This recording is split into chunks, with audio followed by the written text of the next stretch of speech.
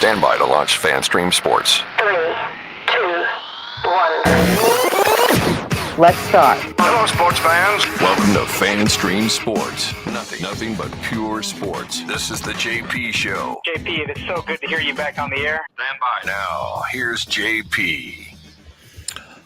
Hardy, good morning to you on this Testosterone Tuesday. That's why Timmy Ham, IndyCar Tim, is with us today, or just it's his day.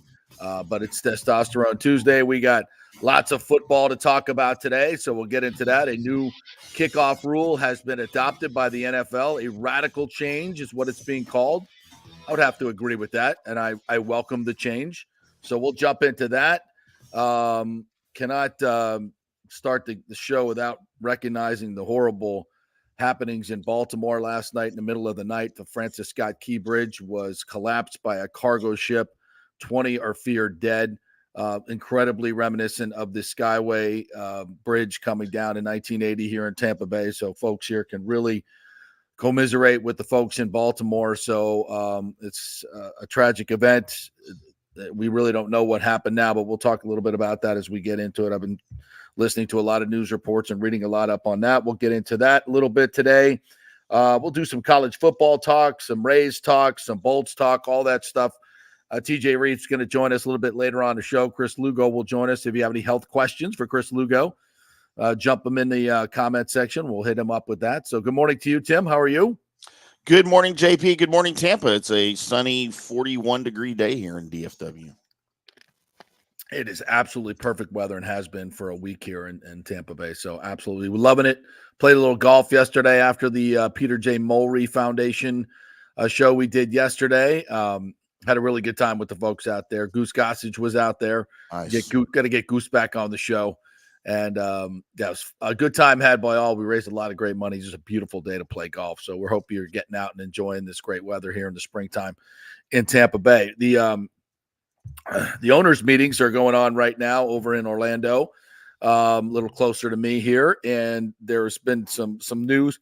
Todd Bowles spoke this morning. Jason Light spoke this morning. No real news from them as of yet. Just some comments on some of the happenings that are going on.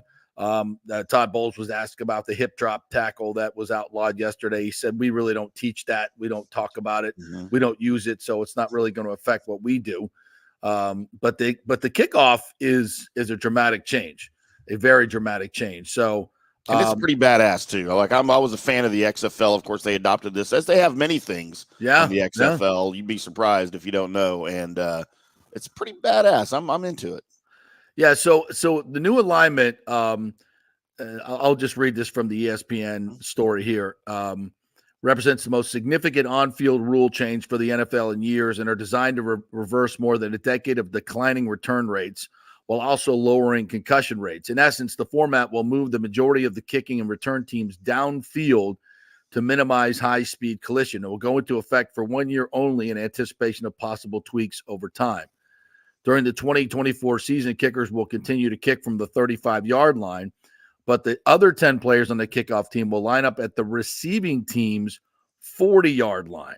So it looks radically different. At least 9 members of the return team will line up in a setup zone between the 35 and 30-yard lines. Up to 2 returners can line up in the landing zone between the goal line and the 20-yard line. No one other than the kicker and returner can move until the ball hits the ground or hits a player inside the landing zone. Touchbacks will be marked at the 30-yard line, and no fair catches will be allowed. Love that. In the event a team wants to attempt an onside kick, it will have to inform officials of its intent and would be allowed to use the NFL's traditional formation. No surprise onside kicks will be allowed. So that takes a little bit of drama away from the onside kick, right? Yeah. Which is fine with me. Well, some of the most, I guess the biggest one would be the Saints onside kick in the Super Bowl that led to them winning the Super Bowl, helped them win the Super Bowl. So that kind of goes away, but whatever. I like this much better. Now you have a visual aid for the friends that are watching on YouTube and Facebook and Twitter, right? Oh, look at you. Do. Look at you. That's this high-end stuff here, folks. This is high-end production that we're doing here at the JP Peterson Show. So let's take a look at this and chat a little bit about these things. All right. So there's there's the returner there. Watch, the guys are just standing, and then now they go. So that nobody can move until the runner catches the ball or until the ball hits the ground. I really like this. Do that one more time so folks can see it. So you see the kicker there at the 30. Yeah, here's the lineup. So I guess so kicking from the 30, 35. And then the guy catches it about the 5-yard line, and you're going to be highly incentivized. So he takes this one out to about the 32. Yeah. I would sense, so the return man probably meets, some type of defenders about the 25-yard line. So I think it's going to be great. It's going to be a lot of innovative things that can be done. You could put 2 returners back there. I like that idea as well. So you got to cover the whole field. I like that's how it used to be back in the day. Remember, JP, in our football days? Yeah. It used to always be 2 returners, one on either side, and you didn't know who they were going to kick it to. You didn't know who was going to get the return on it. I miss those days. I mean, you used to always have 2 guys back there. Yeah. Back in the old days. But yeah. So you're probably going to go back to that a little bit. Yeah. And there's a lot of different formation things that you could do with that, with 2 returners back there. But main thing is you get some action. Like 80% of kickoffs were not returned. I mean, it's just a waste of time, right? It's a waste of time. And it's a waste of time in practice because they're constantly practicing kickoff returns. And I'm like, why? So now at least it'll be worth something. It's a play that's going to be, I think, very effective in it. And it brings the returner back into the game. Hey, how about that? Brings a return. You have a great returner. You got something to work with. Now, and if you're a Bucs fan, special teams, outside of punting and kicking, which has been pretty good. Camarda's been really good, their punter. And obviously Chase McLaughlin had a historic season last year. So that part's good. But the return games have been awful under Keith Armstrong. He is retired. So they've hired a new special teams coach. So now you've got some different things to work with. And hopefully it can be a winning edge for the Bucs, because it has not been for a very, very long time. Has not. So new coaching, new return. Who's the return guy? Who's that guy going to be? Is it going to be Devin Tompkins? I like him in terms of his speed. He's just not very rugged. And I wonder what type, do you want a speed guy, or do you want a guy is this more of a running back thing? So a guy that can kind of, use his vision and his ability to run through tackles, a bigger guy that can get about a 20-yard, run up. I mean, I wouldn't want to be tackling Derrick Henry after a 20-yard run up, but does he get to the hole quick enough? That's another thing. So there's a lot of different things that are going to go into this. And I think it'll be kind of trial and error to see, who best fits that thing. And I think field position is going to be better. I think field position will be better, and that will lead to more scoring. So, well, and less injuries is the point of the whole thing. And it's more exciting to watch, I mean, to me it is. I've watched this the last 2 years now in the XFL. The video I just showed you is of our Arlington Renegades, our world champion Arlington Renegades, by the way, boys. For the XFL. Oh, did they win the championship? Won the championship with a 4-6 record last year. Made it to the playoffs with a 4-6 record, and then won the whole damn thing. Who's the quarterback? Luis Perez was our quarterback, and he returns this year as the quarterback of your Renegades. How exciting! And this is the new league that has been conjoined, right? It's the UFL, United Football League. It's it's a amalgamation of the XFL and the USFL. Okay, all right. We're excited about this. At least Anthony Beck's St. Louis team. We're excited about that. We'll get. And I believe they're the favorites this year. Yeah, are they? I believe so. Yeah. Because they had a great regular season last year, but they didn't. I guess perform in the postseason. So that way, that's. I'm still for the most part, unless I'm personally invested like Anthony's team, right, out on spring football. I just, I'm not. It's time for other stuff. Well, if we didn't have a team here in Dallas, I wouldn't give a crap either. You know who our coach is? Who's that? Bob Stoops. Oh, it is Bob Stoops. That's right. He's been the coach here since the 2020 version, and then in the last 2 seasons he's been the coach here. I believe, and they don't say this publicly, pretty sure he's a part owner. He has a stake in the league. I think so. He'd have to be for them to draw him here, right? I mean, I would think. Yeah, absolutely. So, and of course, The Rock is the driving force behind this. He's a busy man.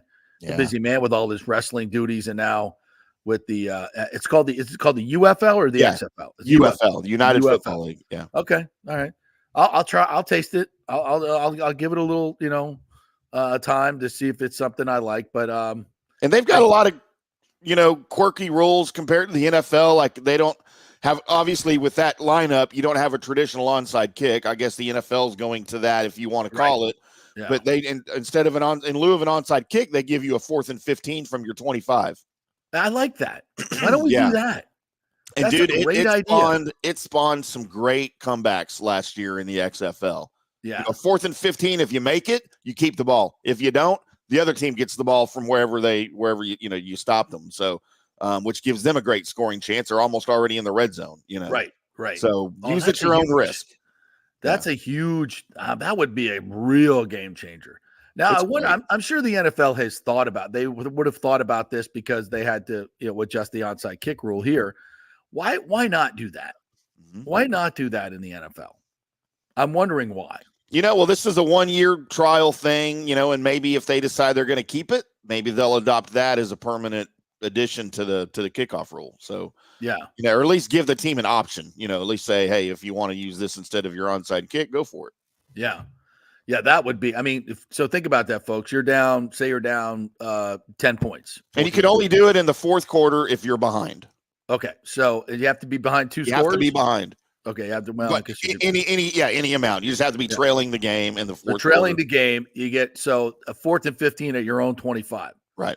So, make it to the 40 and you keep the ball. What is the, do you remember what the percentage was of conversions? Yeah, it was high. It was in the upper 40s. Wow. Yeah. Really? Yeah, and it spawned some great comebacks. That's interesting. Yeah. Upper 40s for 4th and 15? Yeah. God, I would have guessed in the 10 to 20% range. Yeah, no, it was very, very high. Because they practice it. It's one of the plays one of the special teams plays that they practice, just like a 2-yard goal line play. You're going to have your a number of plays in your hip pocket that the coach can call, and it's just something that they practice. And let's be honest, the defenses in the XFL weren't that great. Neither were the offenses, but it's So no, it was very high. Yeah, upper 40s. It was very exciting to watch. That's interesting because I'm trying to think of what type of personnel what you would need for 4th and 15. And that first thing comes to mind is a very strong arm quarterback that can deliver a ball on the line, to a deep out position or a deep in position, with the powerful stroke and a lot of velocity and accuracy. And you always want that anyway in your quarterback, but some guys are just not built that way. Like a Brock Purdy, is not going to be a prototypical 4th and 15 down guy. But he might be because he throws with such anticipation.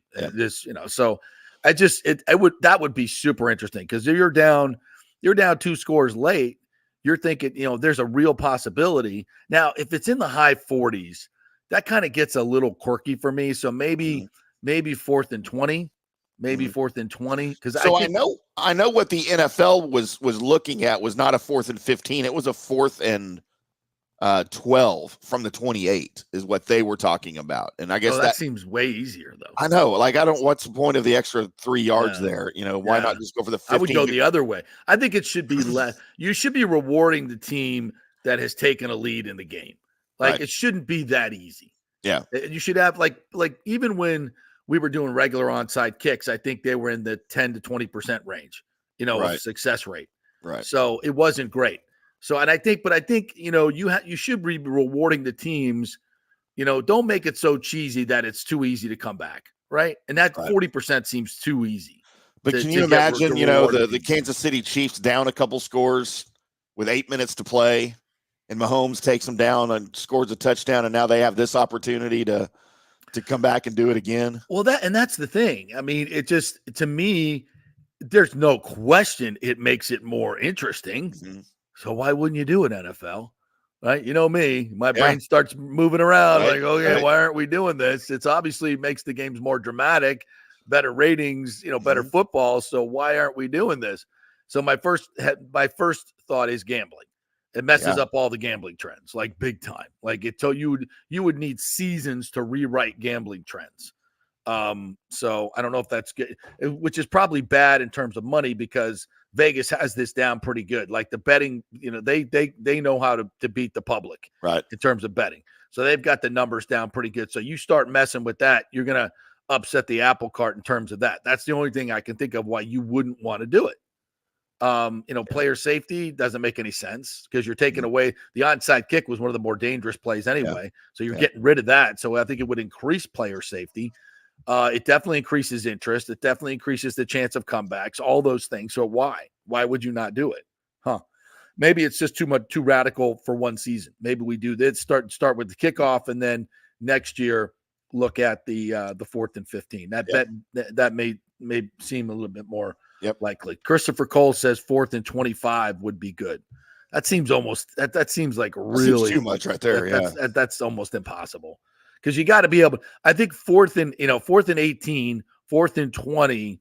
It still brings the deep outs into play. 4th and 25 is almost a Hail Mary situation in terms of, so 4th and 18, 4th and 20 in there, I think would be the sweet spot.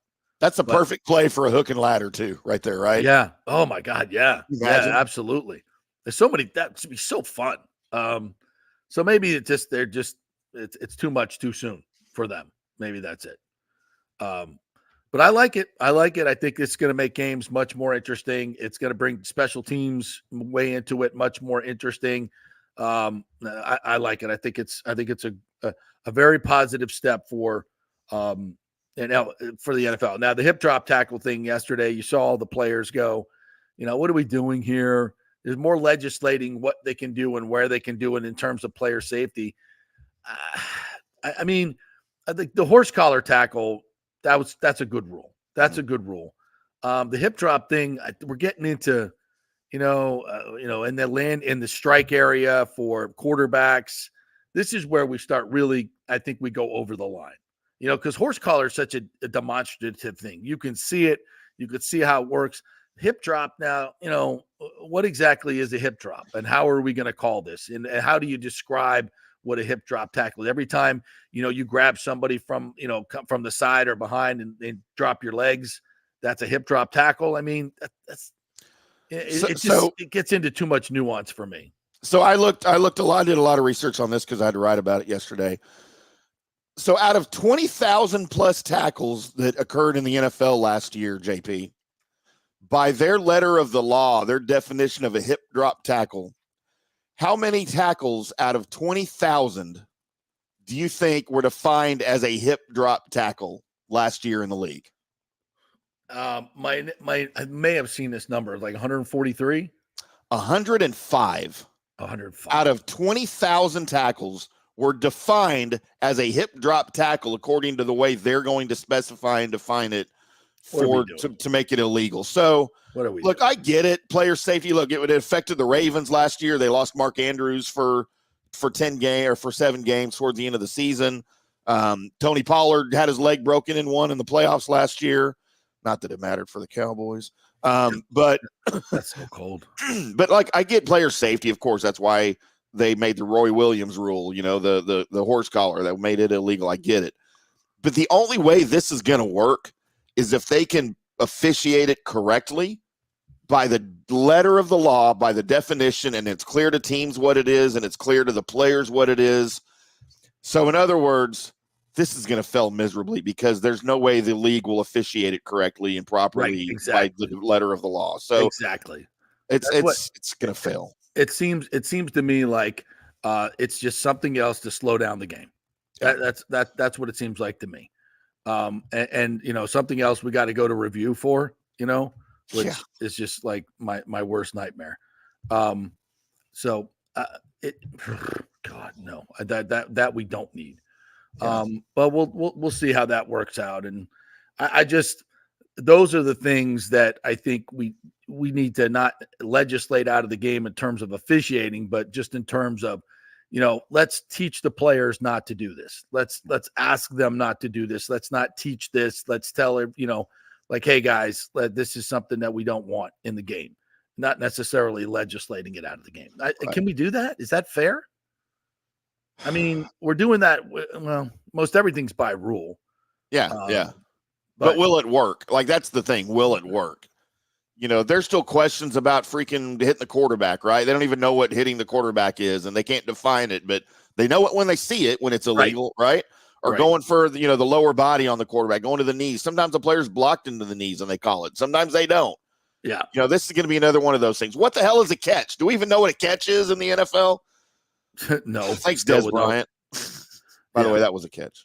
No question it was a catch. I hate Des Bryant. I still say that is the whole thing with catch and no catch. And the fact, remember when we did interference, is a replay thing. I think that was absolutely so the NFL can control the outcome of games more. I firmly believe that. There's no other reason for it. It's the whole ambiguousness. It was ridiculous. So I don't get that at all. So we'll see how it works out in the long run for the NFL, but I think the kickoff rule is absolutely fantastic. Over at the owners' meetings, by the way, Dan Lucas is over there for News Channel 8. We're going to try to hook up with him and just him give us a little feel for what's Surprised happening. You're not over there. I thought you'd be broadcasting from over there today. Well, we looked into it a little bit more than I needed to bite off this week with a lot of other things going on. So I was thinking about it, but we've got correspondents over there, so that'll do just fine. Dan's a pretty good correspondent. Yeah. And it gets to be really a crap show. I mean, there's just so many people, and it's hard to get in. And like I was listening to some of the Pewter Report audio that they put up on Twitter, and it's really difficult to hear the audio.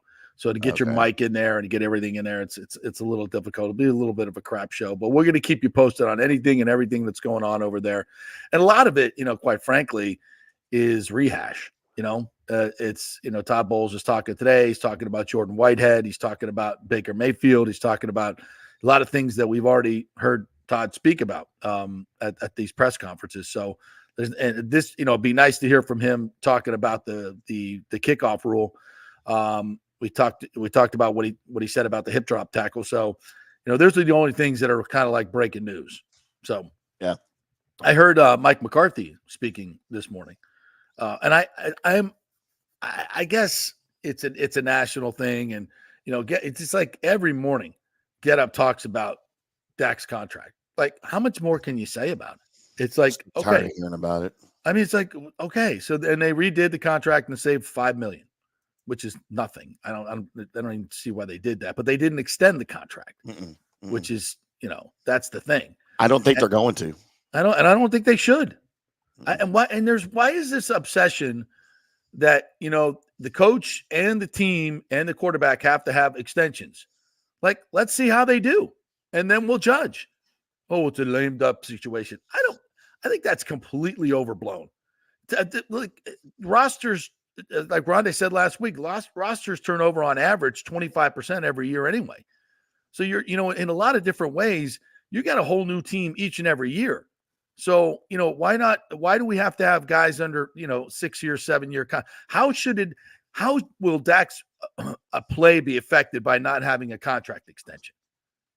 He better play better. That's what I'm saying. To me, the only thing that could possibly be done is incentivize them to play better. Yeah. Because you got, it's a contract year. And guess what? Shocking development. Most guys do play better in a contract year. Isn't that crazy how that works? Yeah. And they get rewarded for it. So you know what?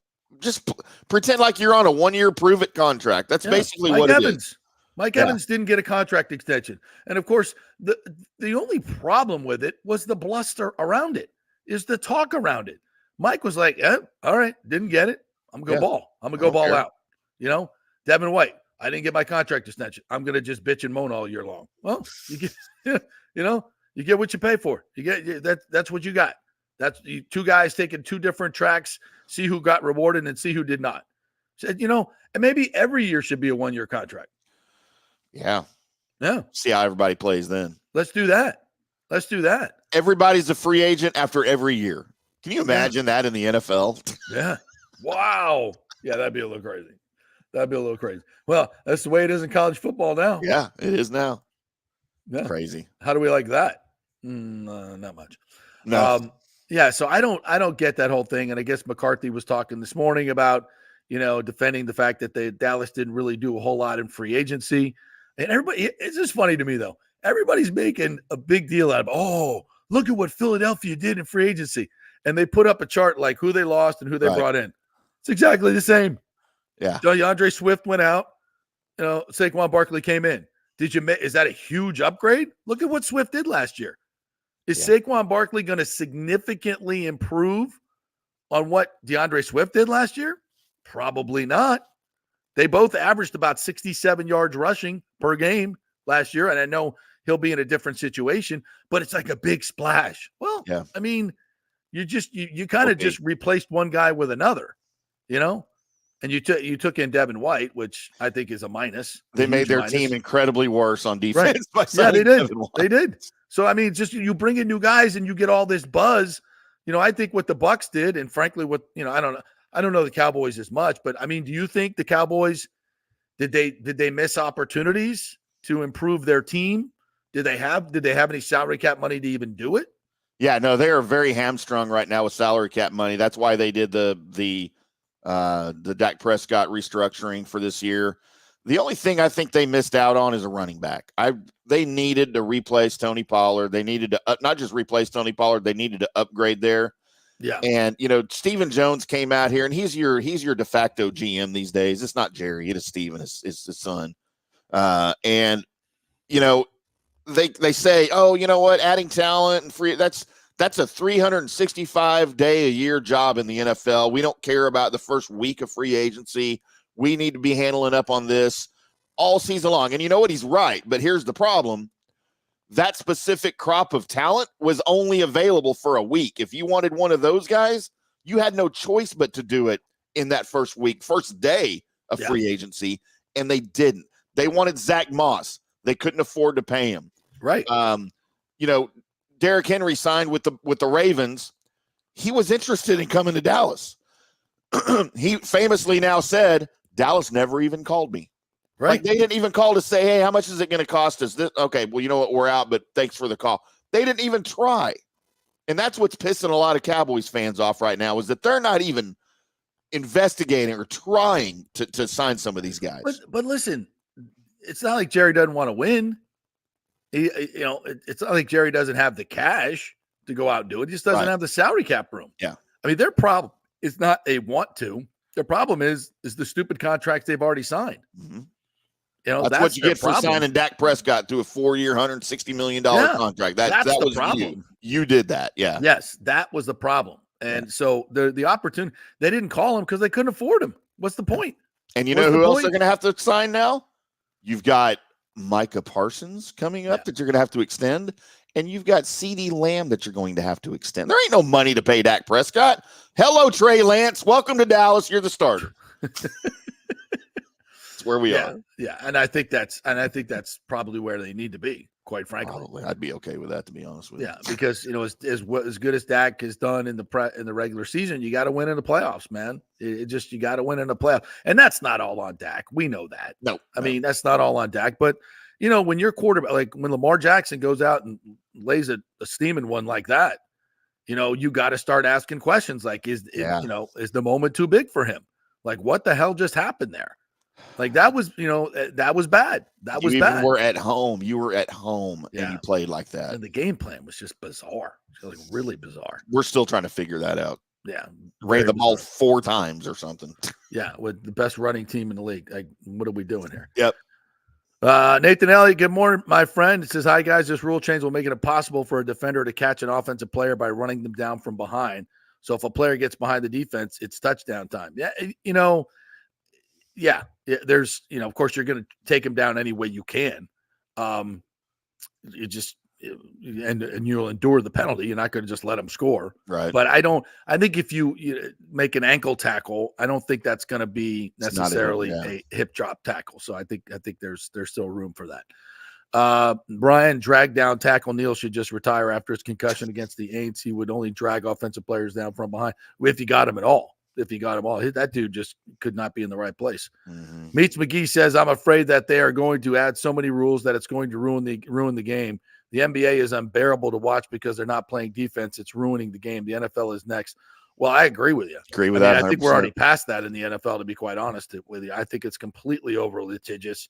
And they've ruined the game with all the different, things we have to stop the game for. And they've done that in the NBA. The NBA is just it was unwatchable before we started all these stupid replays. I just don't understand the flagrant upgrades and stuff like this, because here's the thing.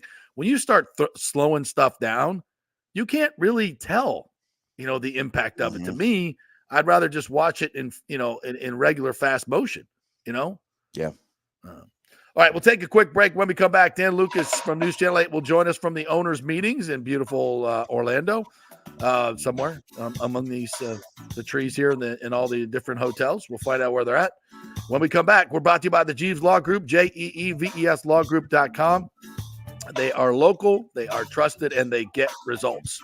So go see Scott Jeeves and the group over there at Jeeves Law Group. If you've been in an accident, your car's been totaled, or you have maybe a class action suit that you're looking at, he is an expert in that realm as well. JeevesLawGroup.com. Back in 3 with Dan Lucas. Stay with us. JP here for my friends at your local Synovus Bank, and I do mean friends, and I do mean local. One of the local managers in Tampa is John Acosta, big fan of the show, and I've known him for over 40 years. He's been in local banking since 1983. You talk about developing relationships. You don't stick around for that long unless you're doing things the right way and have a great reputation, and that's the focus company-wide at Synovus. Big enough to handle any complex international transaction, but small enough to answer the phone when you have an urgent question about your business or personal account. And for personal accounts, they have a very easy app that works great. You can do everything online. And for large or small businesses, you will get that personal touch and services to help build your business, taking your dreams and aspirations from the whiteboard to reality. We can make that happen. Let us show you how. For a get-acquainted meeting to open a business or personal account, just call John or go to Synovus.com to find out where your local branch is. Everyone knows Italiano Insurance is your go-to for home insurance, but they also have an amazing team that focuses on business insurance. Yes, your business is most likely your biggest asset, so make sure you have the right coverage at the most competitive price.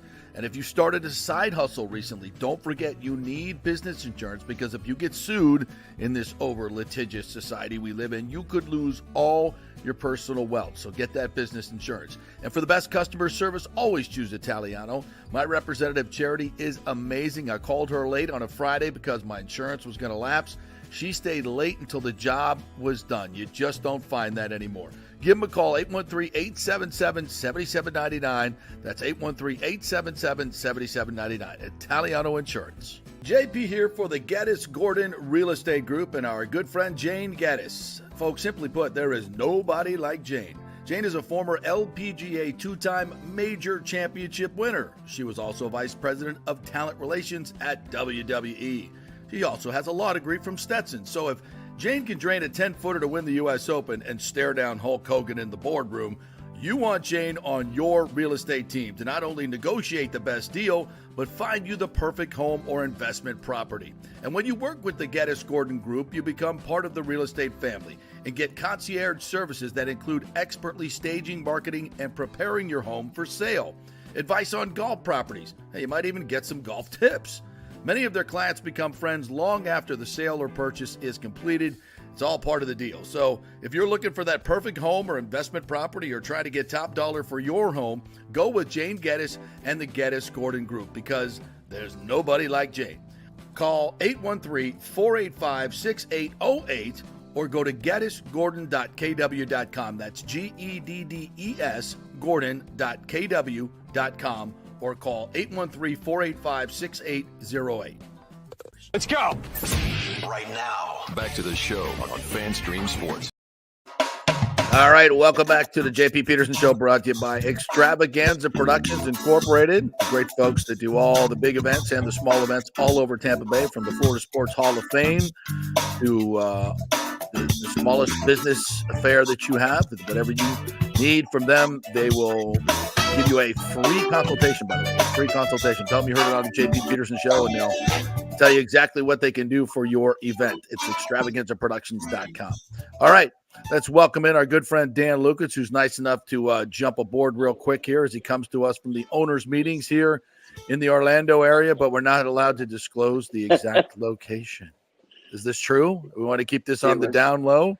Last night, JP, I was surrounded by 32 of the most powerful, richest men in the world, and they want privacy. Yes. So I'm sitting there last night, and at dinner they had a nice swanky party outside, and I'm having a little shrimp cocktail. And who walks by me but Shad Khan with the mustache? Oh, like, yeah. I'm like, dude, I'm sorry. I got to get one. Get a quickie with you here. The guys you're among the royalty. A walking celebrity, of course. So, it's been a good time here this week. And you didn't ask him if you could pull on the mustache, did you? Like just to. No, it was too good. I don't think it's real. It's too good. No. Like he bought it, put it on. Yeah. So they're wrapping up a press conference right now with Rich McKay, competition committee. They just passed the kickoff rule. Yeah. So they're kind of explaining that. And if you can look up, if you want to go to YouTube clips or whatever, the XFL kickoff. Yeah, we already did that. XFL broadcast. Yeah. We showed the people in the first segment what it looks like. I love it. What do you think? Yeah, it's going to be pretty exciting when you watch the pardon my voice, by the way. I'm getting the allergy season has finally gotten me. Yes. I think it is going to offer up some opportunities for some touchdowns because the XFL teams they didn't perfect it. I think the NFL teams will. The special teams coaches are geniuses. It's going to open up the window for some touchdowns. The fact that from the goal line to the 20, you must return that kick. I mean, so it's in play. So something's going to happen.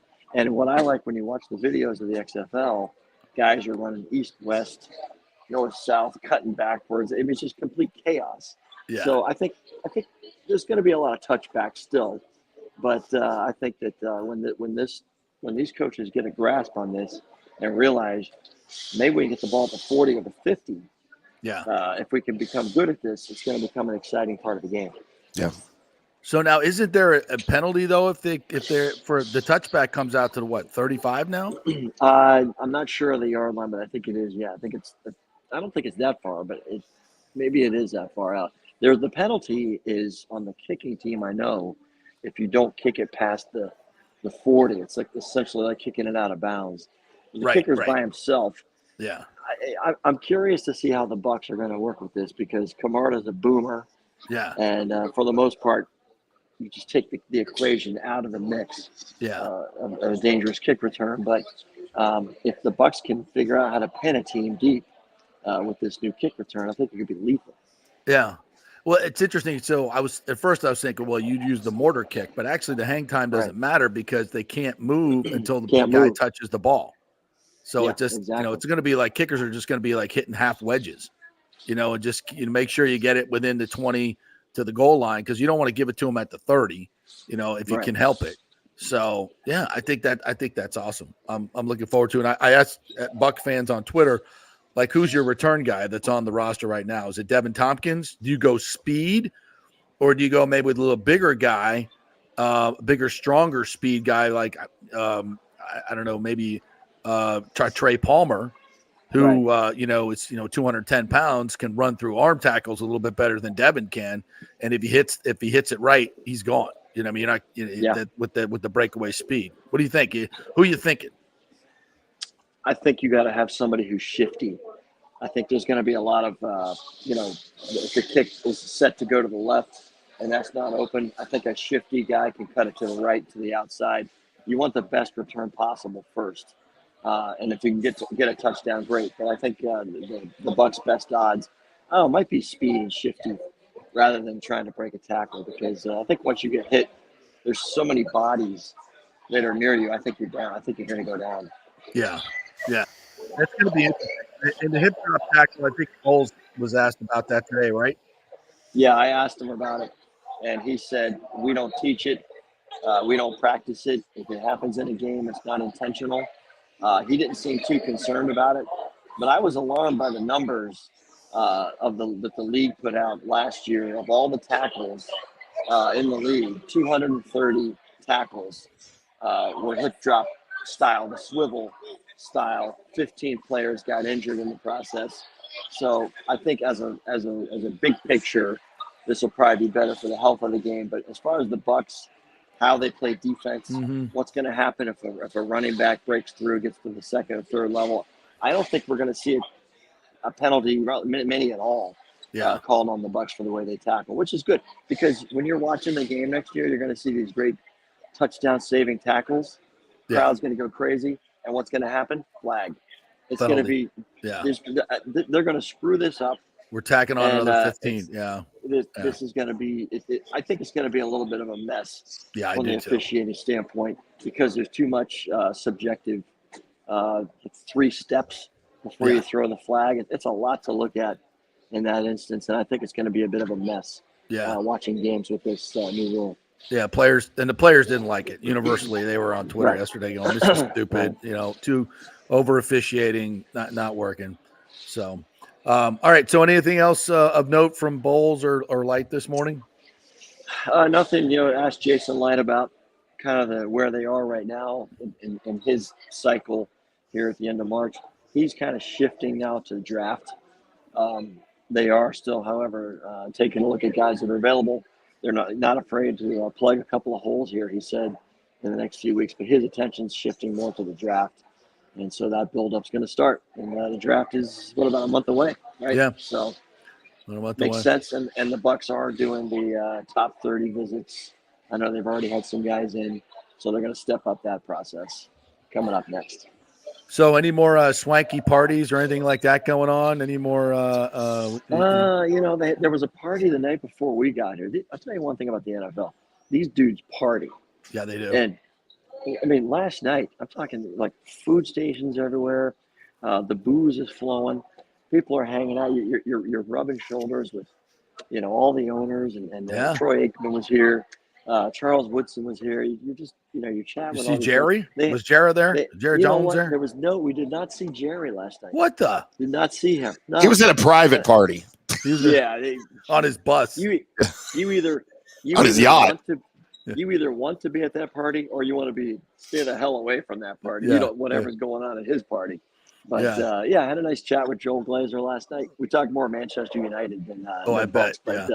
But, they don't have any control anymore, right? It's on the field stuff, right? The decision making now is in the hands of the 25% owner, Jim Radcliffe, overseas. So it's worked out for them financially. But we were just talking about, they had a big win against Liverpool last week. He's all pumped up. So nice. So he was in good spirits for sure. But JP, they had this crazy, like Glenn Miller type band on stage where like the saxophone guy sitting behind a podium. Oh, and the guy next the big orchestra. Like we had an orchestra. Yeah. And then they had a guy and a woman. They take turns singing. They're like doing Sinatra or whatever. Crooners. Were they crooners? Yeah, exactly. Crooners. Yes, love it. So they're belting out, come fly with me, stuff like that. So that's outstanding. You're having a cocktail, listening to these tunes.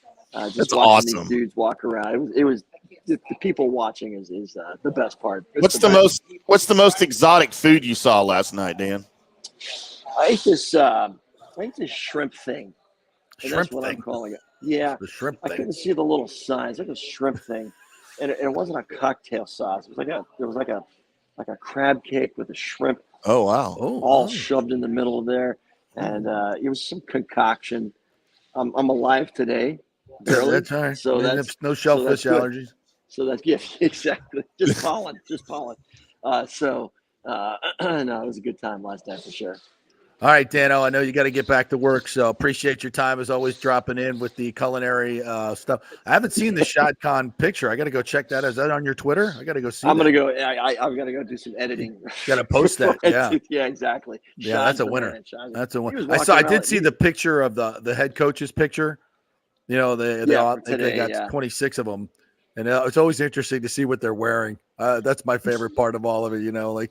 I think there was a lot of Kohl's and Walmart stuff on that, which is interesting. But some of these guys today, you could tell they were up late last night. It was like just before 8:00 in the morning. Was there an odor? Was there an odor to their? There was. There was a what do I throw on? I got to go downstairs and do this presser. Oh. You know that hangover odor. We know what it's like when people start talking. They're like, "Oh, looks like we were doing Jack Daniels last night." There, I get a little whiff of that. I got a little whiff of that. Something is oozing from that man. I got some. Yeah, we'll have to share stories on that one time. Like I've been to a press conference or two where I'm like, that dude just came straight out of knocking back about 3 whiskeys. Like, and it's not even right. Exactly. Yeah. I've smelled Jerry Jones sweating Johnny Walker before. Oh yeah. Yeah. All right. Yeah. Good reporting, Dano. That's good stuff right there. Thank you, partner. Right, appreciate you jumping in. Okay, take care. The great Dan Lucas right there. I will have this coach remain nameless, but and this is very early on in my career. My photographer at the time actually played for this coach. So he says to me, he says, JP, well, we're doing a one-on-one with this guy today. He goes, I'll bet you $20. I'll bet you $20. He smells like liquor. I said, I said, are you serious? He goes, yep.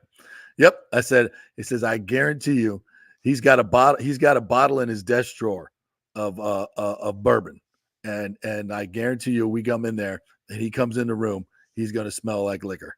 So I'm all right. I said, damn, if he didn't sit down after the first question, he opened his mouth and I looked over and I was like, you win, buddy.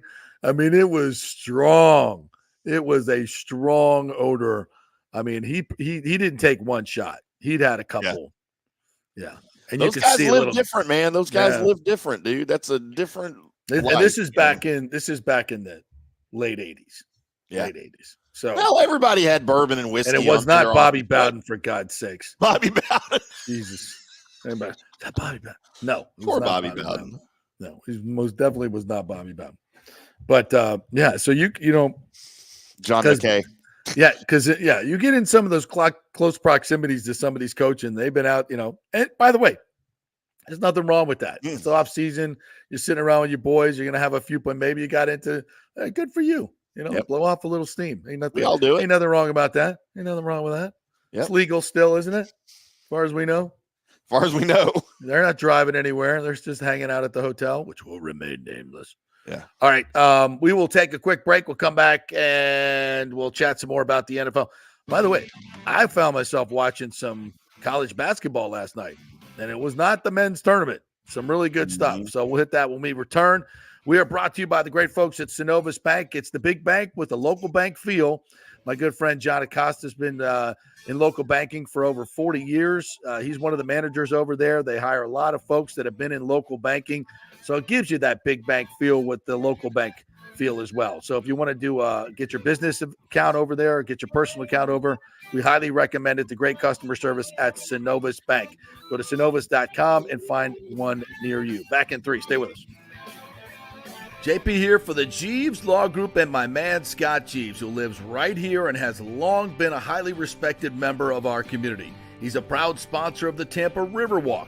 Jeeves Law Group is also a proud sponsor of our Grand Central District in St. Pete and has neighborhood events throughout the year. He has an office on Central Avenue in St. Pete and one on South Howard in Tampa. You can't get more local than that. So when you need an attorney, you're going to hire some huge firm that advertises all over the state or the one that supports your favorite sports show. It's the Jeeves Law Group. We're local, we're trusted, and we get results. For personal injury and personal attention, call us for a free case evaluation. That's 8889-JEEVES. That's 8889-JEEVES. All right, this is for all you guys who don't want to go to the gym and do 5,000 crunches. At Bay Area Modern Medical Center, you can get on the new True Body machine where you can reduce fat and tone up your muscle. It's like doing 54,000 crunches in just 15 minutes. Define your body as you see fit. True Body offers personalized muscle stimulation that delivers the equivalent of those 54,000 crunches in just 15 minutes. Just get in touch with them at Bay Area Modern Medical Center, BAMMC.com. Chris Lugo and the team over there will set you up on True Body and get amazing results. Non-invasive with comfortable and little to no pain and zero downtime. You can isolate and target those areas that you want to improve and treat multiple areas simultaneously. It's an amazing machine, so check it out at Bay Area Modern Medical Center, BAMMC.com. Did you know Steve Weintraub founded the Gold and Diamond Source over 40 years ago by selling gold-plated sand dollars? And to celebrate, the Gold and Diamond Source is selling gold sand dollar jewelry with the proceeds supporting Julie and Steve Weintraub's foundation, Hands Across the Bay. Yes, in 1984, Steve opened their first location, expanded to 9 stores as far as Atlanta, but now they've consolidated all that inventory under one roof, becoming one of the largest family-owned fine jewelry stores in the country. Julie, of course, joined forces with her husband 20 years ago, and they're going to celebrate by offering up to 40% off select jewelry items. Plus, with gold prices near all-time highs, it's the perfect time to trade in your broken or unworn pieces for something new and stunning. Unlock the value in your jewelry box today at the Gold and Diamond Source. It's always one place, and it's always a great place. The Gold and Diamond Source celebrating their 40th anniversary, 3800 Olmerton Road, always online at thegoldendiamondsource.com. Let's go. Right now, back to the show on FanStream Sports. All right, welcome back to the JP Peterson Show, named as the number 6 2-hour podcast by feedspot.com. Congratulations to us. I don't think it's a coincidence, JP, that, I start co-hosting a couple days a week and all of a sudden the show ratings just skyrocket. Yeah, I don't think no, absolutely not. I think you're 100% right. 100%. Yeah, that was a nice little email we got the other day. So I asked them, I said, what is the criteria based on? And they said, the numbers, views, listens, the consistency of the podcast, the quality of the podcast. So we're very proud of that. And we thank all of you guys for listening and spreading the word. I was at the Mulberry Foundation yesterday, had 3 or 4 people come up and say, hey, man, really love what you guys are doing. Keep up the good work. We watch or listen every day, listen to the podcast. So, and the numbers have really, really gone up in the last few months. So we really, I think we hit to that point where people, start sharing it a lot more and talking about it. And that's good. So we really, really appreciate you, Christopher Cole, James, Yeezy, Rick. Got to put Rick up here again because he always has a zinger. Speed, shifty, avoids the ball in contact. Bucks should re-sign Devin White. Love that. So good, Rick. So good. FanStream Sports is killing it right now too, JP, because the golf show here on FanStream Sports with me and Johnny Gerber. Yes. From the rough, heard Mondays and Wednesdays, 5:00 Central, live on FanStreamSports.com and the app and the YouTube channel. The number 1 national podcast in the state of Ohio and number 4 in the state of Texas. Wow. Congratulations. So, yeah, we got some shows killing it here, man. Well, yeah. So, by the way, if you're looking to invest in a great exploding media property, we are currently and always looking for investors and partners and advertisers as well. Mm-hmm. So we've got some great rates for you guys. It's way below what you'll pay at the radio place, and you get more views and listens, and it's on-demand stuff. So people are actually interested and invested in what you're doing. And as you see below, all of our advertisers are right there. So we talk about them. We get them on the show. So they're getting great results as well. In fact, Chris Lugo said this morning he got 2 new patients from the JP Peterson show just in the last few weeks. So there you go. Amazing. It works. So we appreciate all you guys. I have breaking news, and this is something I really, really was concerned about. The MLS referee lockout is over. You'll be happy to know. So that means they're going to play soccer again? Yeah, the refs are back. Look, all I know is that our MLS team here in Frisco, I didn't even know. Our MLS team here in Frisco, we've got a nice, by the way, Clark Hunt owns the MLS team here in Dallas. Oh, really? The Hunt family's from, we've talked about this before. They're don't they Dallas. Own the one in Kansas they own City? The one in Kansas City. So the what are they even called? FC Dallas, I guess is what they're called. Okay. Tell I'm a huge soccer fan, right? Right. All I know is that every time they have a freaking game, they shut down the streets and the parking lot of one of my favorite bars, and I can't freaking find a place to park. I gotta walk half a mile. Jesus. Such an inconvenience for me so they can play freaking soccer. Give me a break. What are we doing? Like, what are we doing?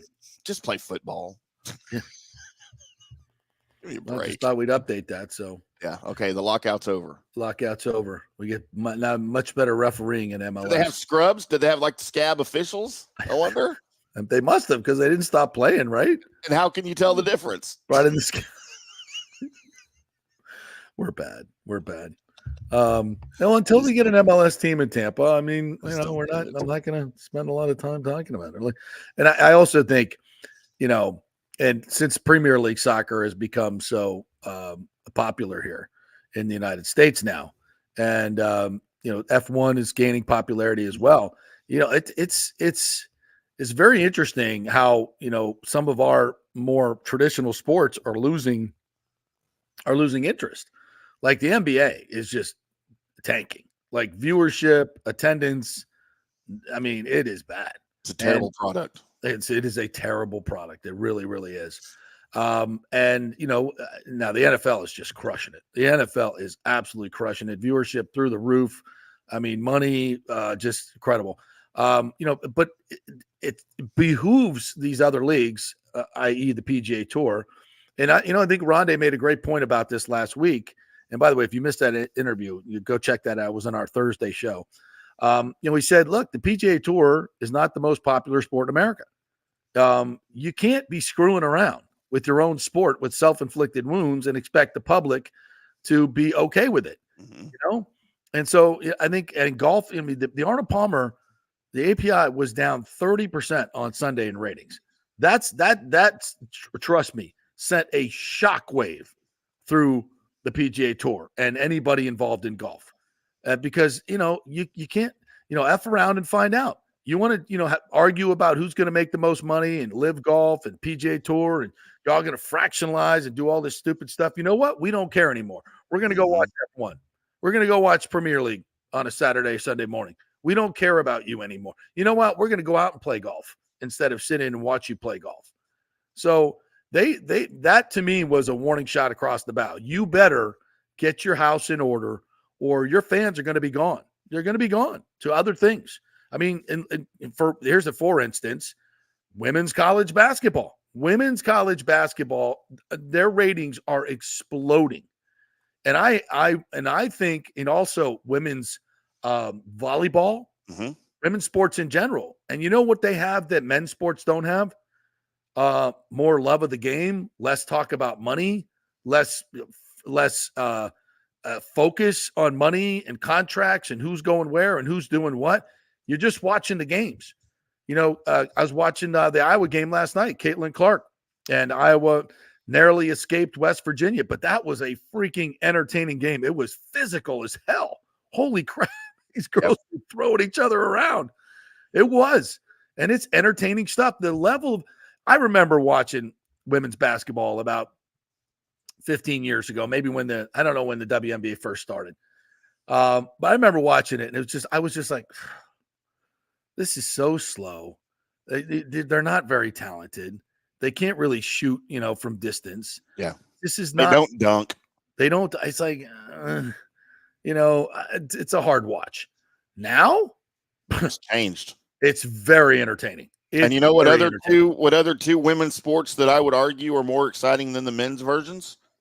Women's tennis, and women's golf. And women, I would. I love watching women's golf. I love watching women's tennis, and I argue that it's more exciting than the men's product. I would agree. Wholeheartedly, because you don't have the other distractions that come along with it. Baseball. I love my Tampa Bay Rays, but it's hard to get over the off-field distractions from your crappy owner. Right. Which I don't know if I revealed this to you, and I need to put this up on Twitter. So you remember Stu Sternberg said the song for the year is Thunder Road. The Springsteen song for this season is Thunder Road. Do you know what the last line in Thunder Road is? What? It's a town for losers, and I'm pulling out of here to win. Yeah, it's a song about leaving. Yeah, it's about leaving. But the last line is even worse. It's a town for losers, and I'm pulling out of here to win. Which I think I'm going to go to the St. Pete City Council when they vote on this and sing that song to them. This is what your owner is really thinking. You're a bunch of losers. I'm taking your money, and then I'm pulling out of here to win someplace else. So go ahead and vote on giving me $2.4 billion in public funds to help my redevelopment. And I'm going to steal you people blind and leave you with a terrible stadium in a terrible location while I'm pulling out of here to win. What a clown, man. What a clown. What a clown. What a clown. And he's like, and he says it with a, Thunder Road. Well, why? Why Thunder Road? Because you're a town full of losers and I'm pulling out of here to win. Anyway, my point being is like baseball.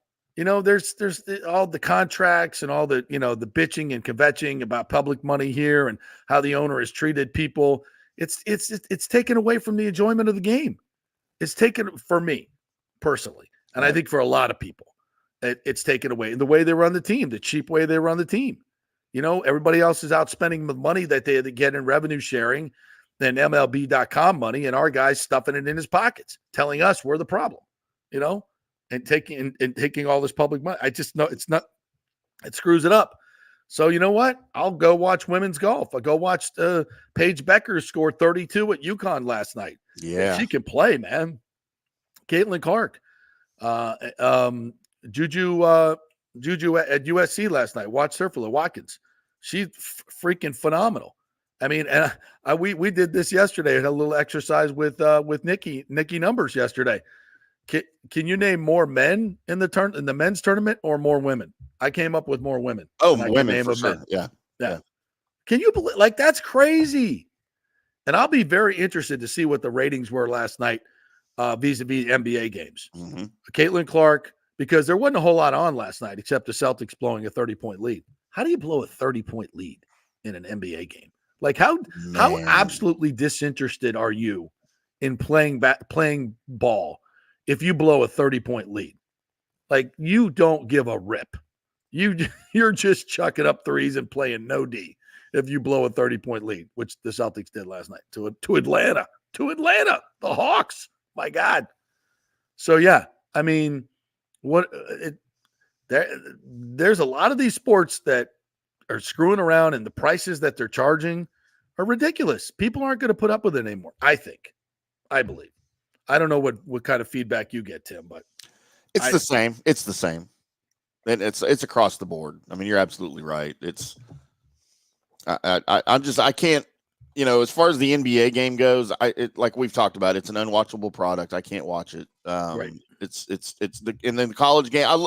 See, people confuse my hate of the NBA for hating basketball. I love basketball. I love the game of basketball. I played basketball.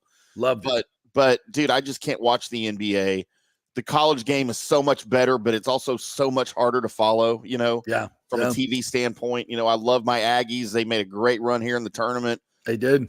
Took Houston, one of the best teams in the tournament, to overtime, and faltered. But it's tough to follow the Aggies unless I have to do it for work as a fan, or any other basketball team. So yeah, I agree.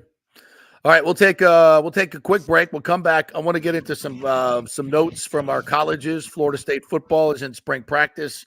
We'll look at that. Some of the players that will be making noise for them next year. And USF, we have a coach that may be leaving, but it may not be the one you're thinking about. We are brought to you by the Gold and Diamond Source. It's their 40th anniversary over there. They're having a great 40% off sale of most of their items in the store, so go check it out there. As you know, it is the best place to buy any gold jewelry. Or if you have any old gold jewelry, you can take it in there and get cash money. That's not a bad idea either with gold prices the way they are right now. So if you're not wearing it, why not turn it into cash? Put it into an investment. Make some money. And the place to do that is the Gold and Diamond Source. 3800 Ulmerton Road, always online at goldendiamondsource.com. Back in 3. Stay with us. This is The Strike. 102.5 WHPT, HD2 Sarasota, Tampa, St. Pete. Hey, it's a great time to buy a house and get a mortgage with American Mortgage Services. Okay, I got your attention now. But JP, rates are at 8%. That's true. But I spoke with our friend Scott Fitzgerald at AMS Tampa, and this is what smart people are doing. Rates peaked at 8% last month, but they've come down, and AMS recently locked some folks in the high 6s. Prices have also stabilized or dropped in some areas. So if you're going to eventually buy, now is the best time to get the house you want. Fitz will get you the best rate out there, shopping it around to dozens of lenders, and when rates come down in a year or so and the frenzy begins again, prices go bananas again, you will already have the pick of the litter. Then he will refinance you and keep costs at nearly zero because that's what they do at AMS Tampa. You're back at 4% in the house you wanted while others fight the frenzy. Be smart. Stay one step ahead. Email Fitz at scott@amstampa.com, scott@amstampa.com, or call 813-294-7595. Scott Fitzgerald, NMLS 386722, American Mortgage Services, 1000 North Ashley Drive, Suite 1020, Tampa, Florida.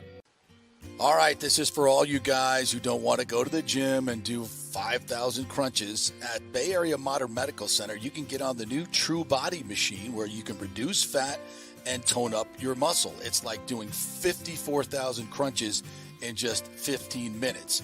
Define your body as you see fit. True Body offers personalized muscle stimulation that delivers the equivalent of those 54,000 crunches in just 15 minutes. Just get in touch with them at Bay Area Modern Medical Center, BAMMC.com. Chris Lugo and the team over there will set you up on True Body and get amazing results. Non-invasive with comfortable and little to no pain and zero downtime. You can isolate and target those areas that you want to improve and treat multiple areas simultaneously. It's an amazing machine, so check it out at Bay Area Modern Medical Center, BAMMC.com.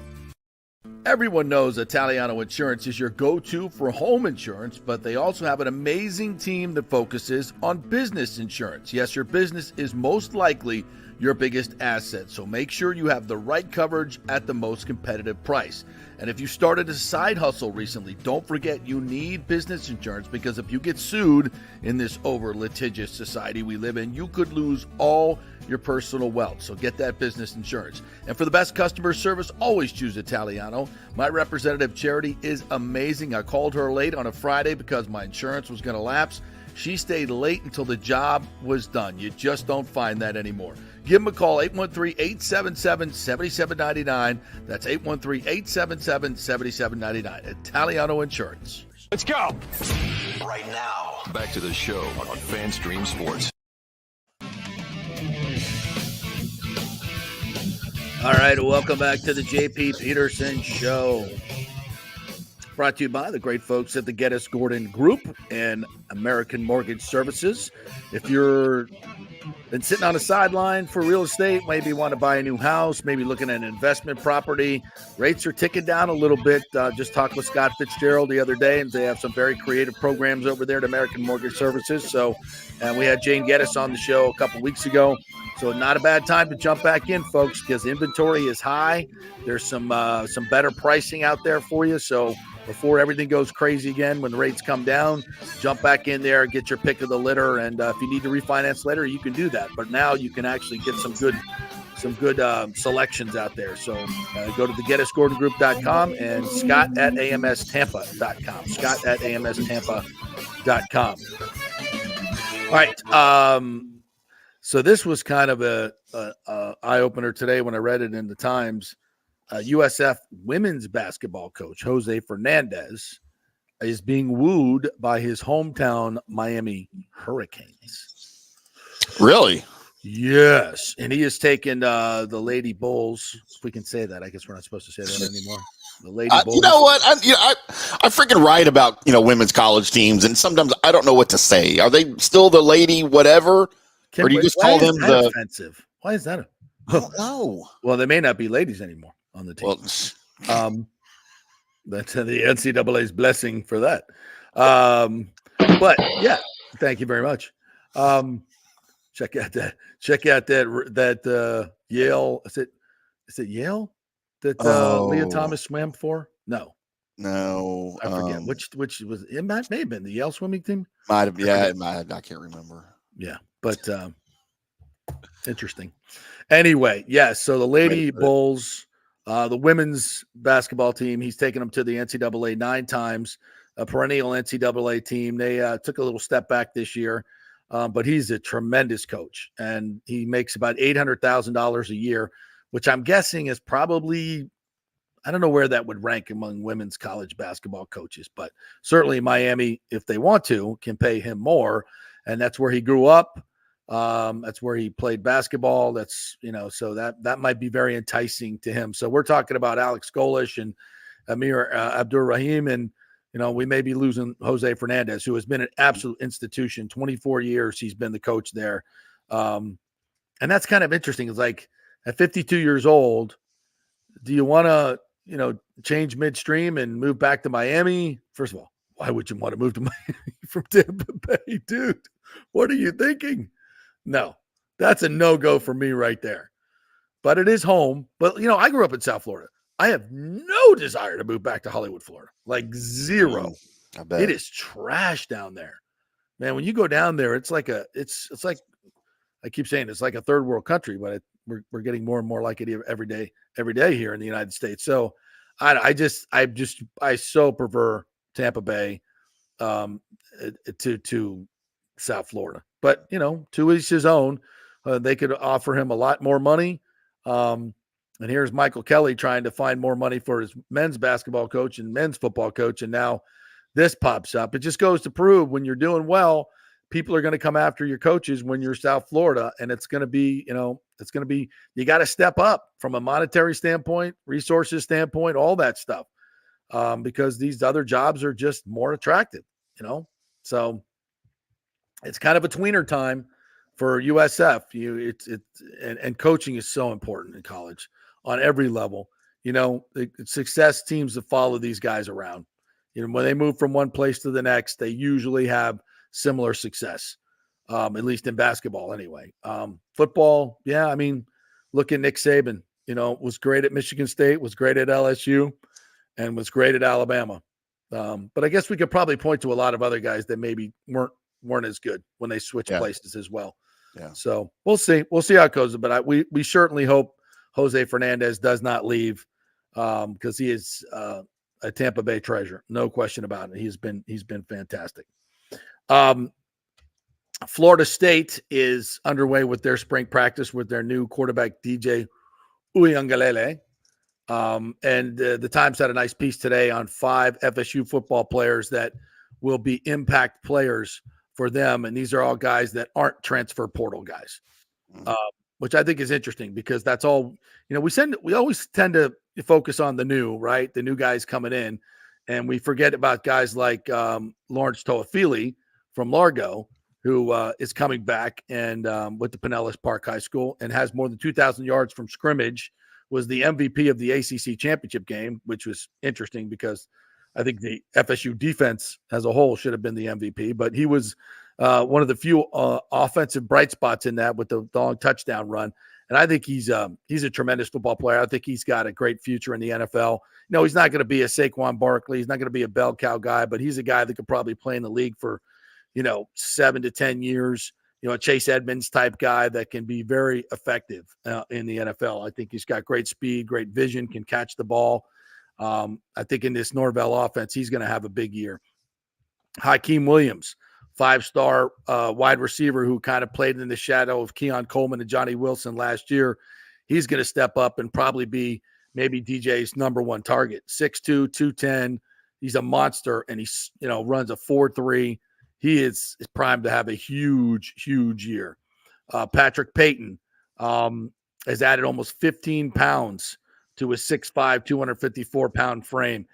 He is, I think he's a future first-round pick. He came on really big at the end of last year.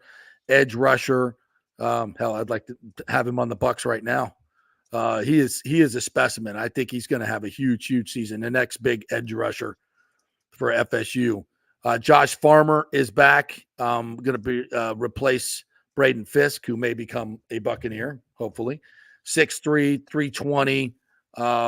It was the most improved player last year. Second team All ACC.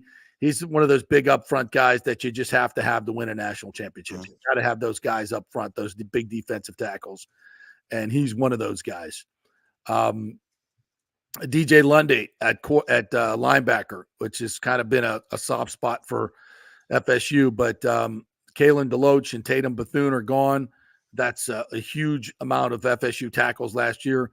Lundy almost left in the portal, committed to Colorado, but is coming back, and that's a huge re-get. Can you re-get somebody who goes in the portal and commits to Colorado? Yeah, I think you can. We've had guys go back, right?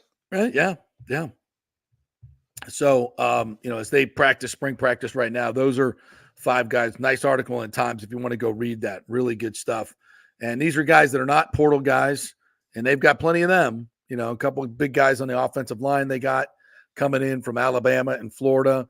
They're very excited about that. But defensively, I think this team gets a lot better. Last year, especially in the beginning of the year, they were terrible. They really came on at the end of last year. That ACC championship game was a virtuoso performance, as was the Florida game, I thought, as well. They just shut down. I mean, the numbers in their last 2 games defensively, as far as I think I read something where there were like 45 total drives in those last 2 games, and only like 3 or 4 of them reached their 20-yard line.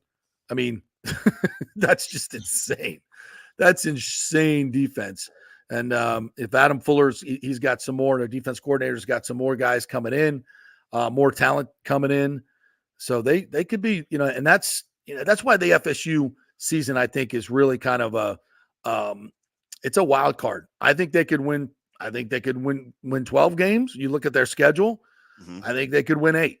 You just don't know how DJ is going to play. Is he going to make mistakes?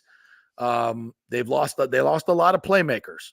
When you lose a lot of playmakers, other guys have to step up, and it's kind of hard to fill. You fill those roles where you're used to. Jared Verse is coming up. Oh, he's not there anymore. Tatum Bethune, Deloach made huge plays. The big play in the Clemson game last year that knocked the ball out. That was a game they were going to lose until that play.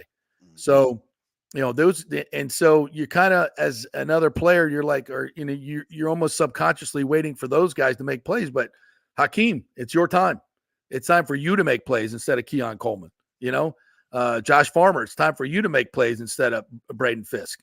It's time for Patrick Payton to step up instead of Jared Verse. So these guys, they're ready, willing, and able, but it's a whole different deal when the lights come on to go do it. So that's why I think they could win 8. I think they could win 12 and be in the mix for the new 12-team playoff. Probably have to win 15 to get in the playoff this year, but we'll see how it goes. And by the way, I've been, following this on Twitter just nonstop, the FSU lawsuits. There seems to be, new news every day. We kind of updated this last week, but for those who missed it, I think it was because it happened on a Friday. There was, lawsuits going back and forth, answers to things. Clemson comes in, right? So when Clemson comes in and files their lawsuit, it's a total game changer because the ESPN still hasn't picked up the option on the ACC media rights for 2025. It's 2025 and beyond. So they can still play in 2024. And so they're obviously ESPN is waiting to see what happens to the conference. Yeah. So it's like a game of chicken right now. FSU and Clemson, North Carolina, and Miami, if they leave, the media rights deal is worthless. It's actually way below market value because of those named institutions. So they would not renew it, which would mean FSU would have their media rights back free and clear. They wouldn't need to pay the ACC to get out of the ACC at all. So this $570 million exit fee now becomes zero. So, but this is all legal stuff that has to go on. And to me, it furthers the settlement price. Like, what's the settlement price now? How much you're going to come down ACC to let FSU and Clemson and Miami, North Carolina. And I fully believe those 4 institutions, if not more, are going to be gone from the ACC, which gives USF a chance to jump up and get those. Yeah. So lots of change coming in the next year, but I'm sticking to my prediction and the prediction of many people who are very, very learned in this and write a lot on it. Big Ten Information is one Twitter that you should follow. They've been spot on a lot of these things that have happened. I don't know where they're getting their information, but they've got a lot of inside information on these media rights deals. So watch them. And this is kind of where it's pointing. And I still believe FSU is in the Big Ten by 2025. I mean, yeah, that's just 2 years. I mean, yeah, it's 1 year really. Mm-hmm. Yeah. Thank God. And I think, and I still think there's a large contingent of FSU fans that would rather be in the SEC. And I totally get that. But I think in the long run, the Big Ten is better for them. You know, the SEC is a very regional conference. The Big Ten is now a very national conference. So I think there's more room for growth. And for, those things that, in promotion of your university, I think it's a big deal. My son, Florida State grad, now lives in Chicago. And that's it's a game changer, right? Because number one, FSU will be playing up in Madison, be playing in Chicago, be playing in South Bend. I mean, not South Bend, but playing in Michigan, Ohio State, Columbus. I mean, all these, Penn State. I was with a guy yesterday. By the way, shout out to Anthony Alvarez and his son DJ. I think it's, or is it AJ? Sorry, AJ Alvarez, big listener of the show. So thank you guys for listening. Appreciate you guys. Big FSU fans. So yeah, I think, to me, let's take those road trips to the Big House. I was there once in 1991 for a pretty big game. That was fun. Never been to Columbus. Have you been to the Shoe, Tim? I have. Yeah. Yeah. I've never been to the Shoe. Pretty intimidating place, man. But of course I routinely go to Kyle Field, which is just that's basically pretty intimidating just big. too. Yeah. But to go somewhere like that, not as a fan of that team, right? As the opposition, that's a different experience. And by the way, not only going to those places, but how about a home schedule that has Michigan and Ohio State on it? Yeah. Instead of Wake Forest and Duke. Is the ACC going to go the way of the Pac-12 and the old Southwest Conference? I mean, is it just going to go away, or will there be teams that remain? It just won't be a Power 5 anymore, right? I think there will be teams that remain. I think there's a lot of teams that are loyal to the ACC. More basketball school-esque. Mm-hmm. The NC States, I could see it, I could see a conference of Wake Forest and NC State and Duke, those remaining, and USF coming in, them, maybe pilfering a couple other teams that are still out there. So yeah, I think they tried to stay relevant, but it's going to be a tier down. It's going to be a tier down from the P2. I think it's going to be the P2, which is going to be, the Big Ten and the SEC, right. And there's going to be a tier down. You will still, be able to get into the playoff, but there'll be 8 teams from the Big Ten and the SEC, and there'll be 4 spots open for ACC, Big 12, whatever they're doing out west. So I think that's where it goes. Yeah. But and it won't be an automatic bid either. It won't be an automatic bid. So it'll be interesting. Major changes coming our way. Major changes. What else did we want to get to today? The Rays are finalizing their roster in the next couple of days. It looks like Alex Jackson, who hit a home run yesterday, will win the backup catching job. If you're interested in that, Tim. I don't know if you had Alex Jackson on your. No, yeah, I don't think I did. I don't think so. Yeah, so behind Renee Pinto. Nice. Yeah, 2 household names there. So they're looking for probably a left-handed infielder to make. There's Mike Moustakas got released. Some other journeymen that they might pick up here in the last couple days to add to the roster. So it's going to be kind of a hodgepodge. But they open on Thursday. I think I got one more exhibition against the Tigers, and then they open on Thursday against your Rangers, right? Now, who do they open with? No, the Rangers are opening against the Cubs. Oh, against the Cubs. Okay. So weirdly enough, right? Like that old rivalry. Yeah. Why did it doesn't really strike the opening day flavor. Oh, I don't care about the Cubs. The Rays, I care about going to Wrigley Field, but yeah, absolutely. Which the Rays don't this year, which kind of sucks because I always go up see my son. We've gone to Wrigley Field past couple of years, so and it snowed. Oh my gosh, nothing like going to Wrigley Field when it's snowing. That's Chicago for you, right? Yeah, that was a couple of years ago that happened. Yeah, a couple of years ago we went and it snowed. You can always say, that's new. All right, we'll take a quick break. When we come back, Chris Lugo is going to join us from Bay Area Modern Medical Center. Also, TJ Reeves will be joining us in our final half hour. So much more to come here on the JP Peterson Show. Stay with us.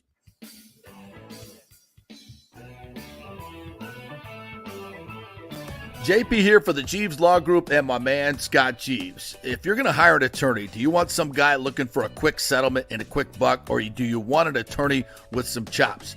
Scott is a board-certified civil trial lawyer and a certified circuit court mediator. Been practicing in the Tampa Bay area for over 30 years. He is a peer-reviewed AV preeminent-rated civil trial lawyer. They just don't hand out those classifications.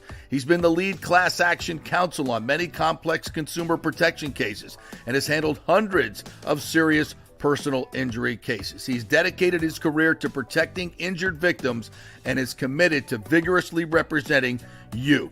We're local, we're trusted, and we get results. Personal injury and personal attention. Call for a free case evaluation. That's 888-9-JEEVES. That's 888-9-JEEVES. The Jeeves Law Group.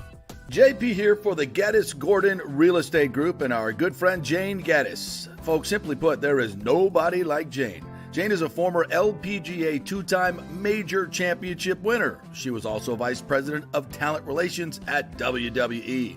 She also has a law degree from Stetson. So if Jane can drain a 10-footer to win the U.S. Open and stare down Hulk Hogan in the boardroom, you want Jane on your real estate team to not only negotiate the best deal, but find you the perfect home or investment property. And when you work with the Geddes Gordon Group, you become part of the real estate family and get concierge services that include expertly staging, marketing, and preparing your home for sale.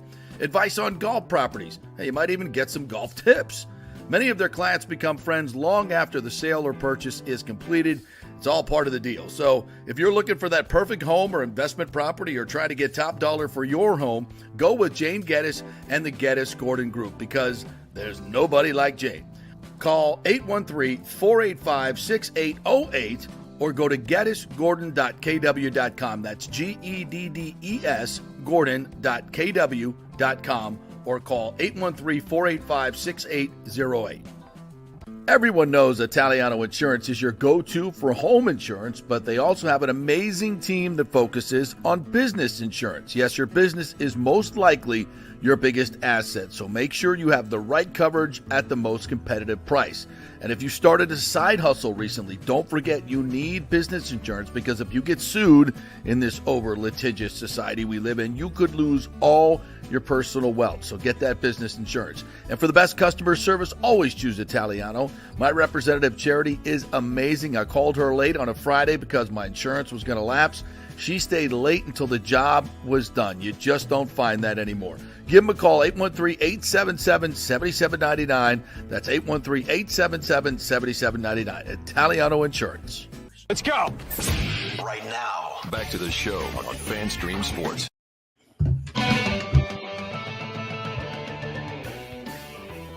All right, welcome back to the JP Peterson Show, brought to you by the great folks at Extravaganza Productions. 34 years of producing small and large events.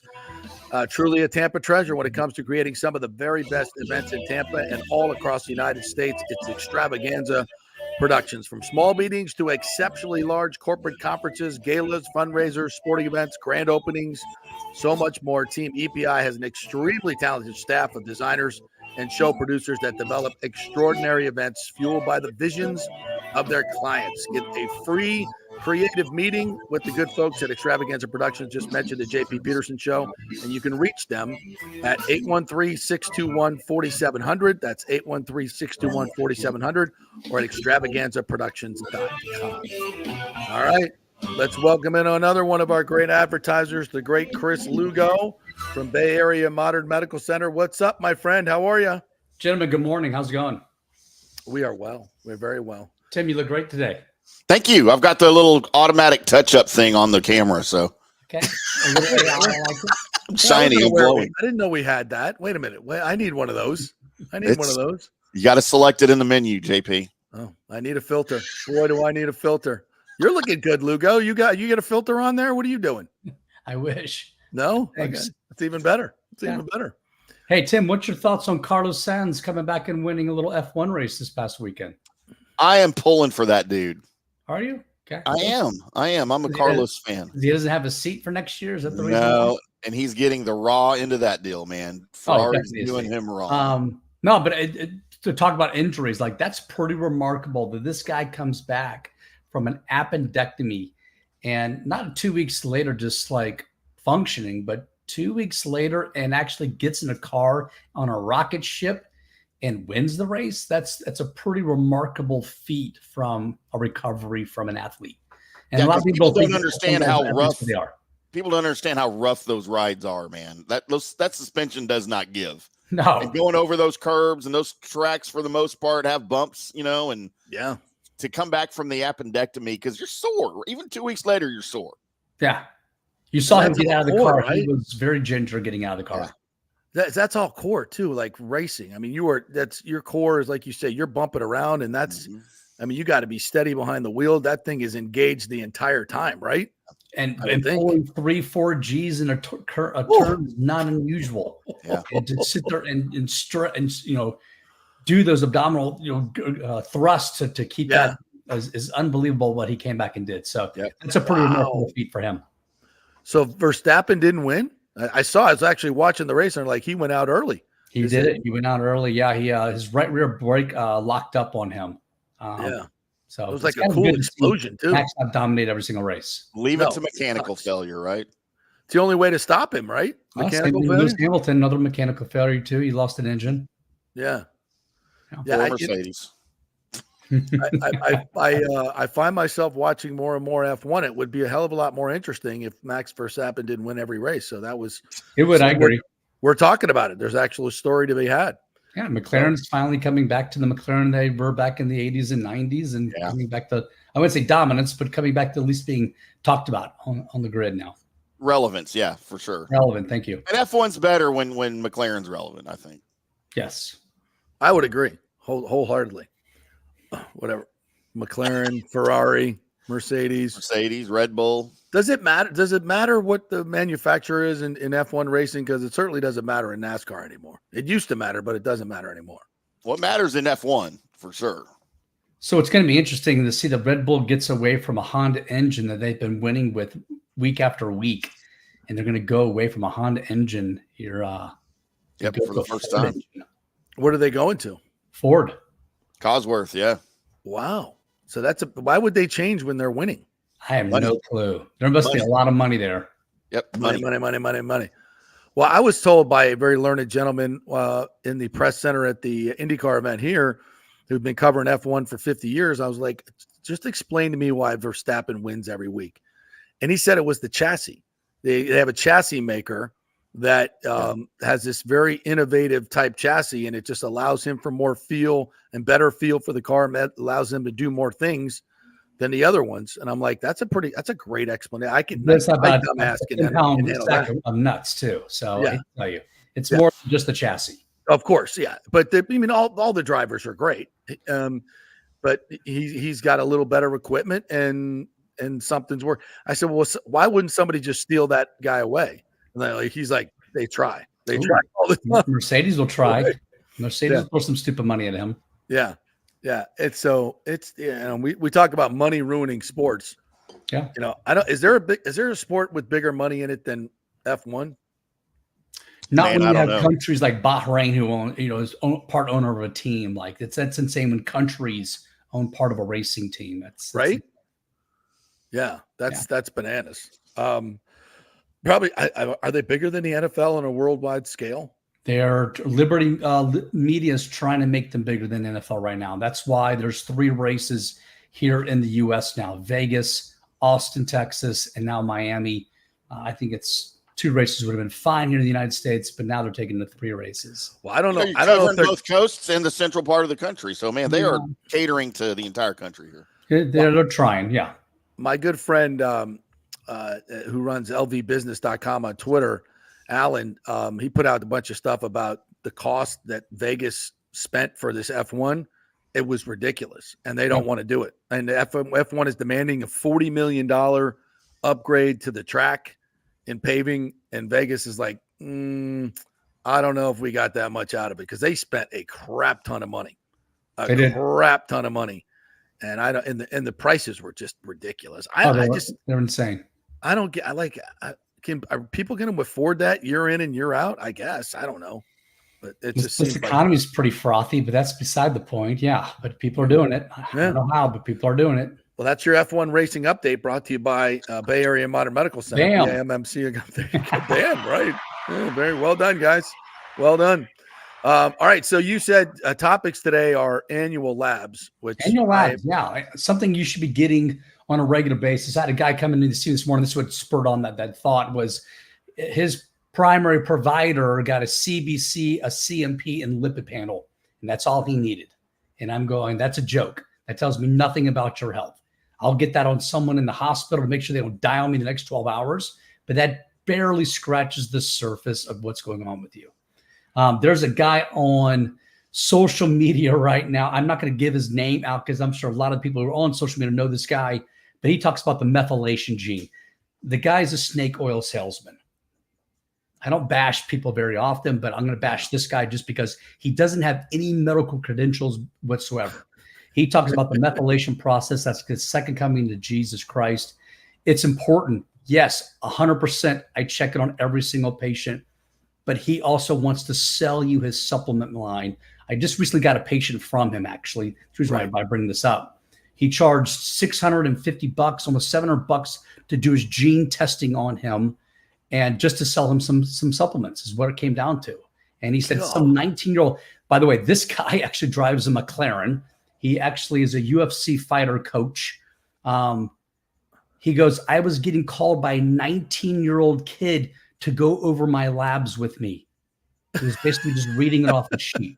So this guy is very, as we'd say in the military, he's high speed, low drag. Like he doesn't do well with shenanigans. He goes, this was a bunch of bull having this kid tell me about my labs. So what a joke. Yeah. What is methylation? I don't know what methylation is.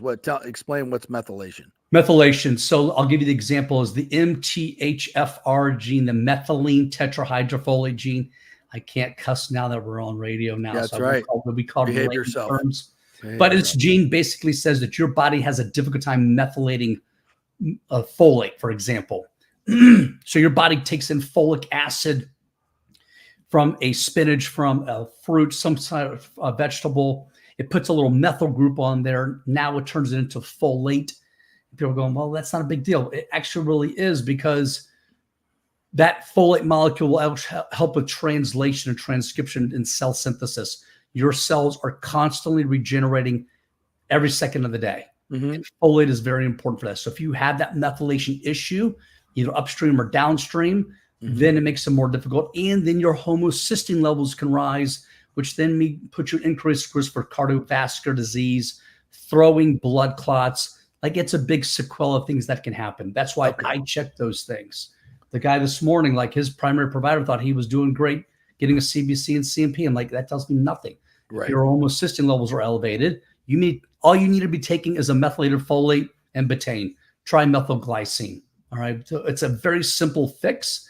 You don't need a $600 supplement a month. You don't need it's I think Thorne's Methyl Guard's like $40-$50 a month, maybe something like that, maybe a little bit less. But everyone should check to see if they have that gene. Yes, it's important.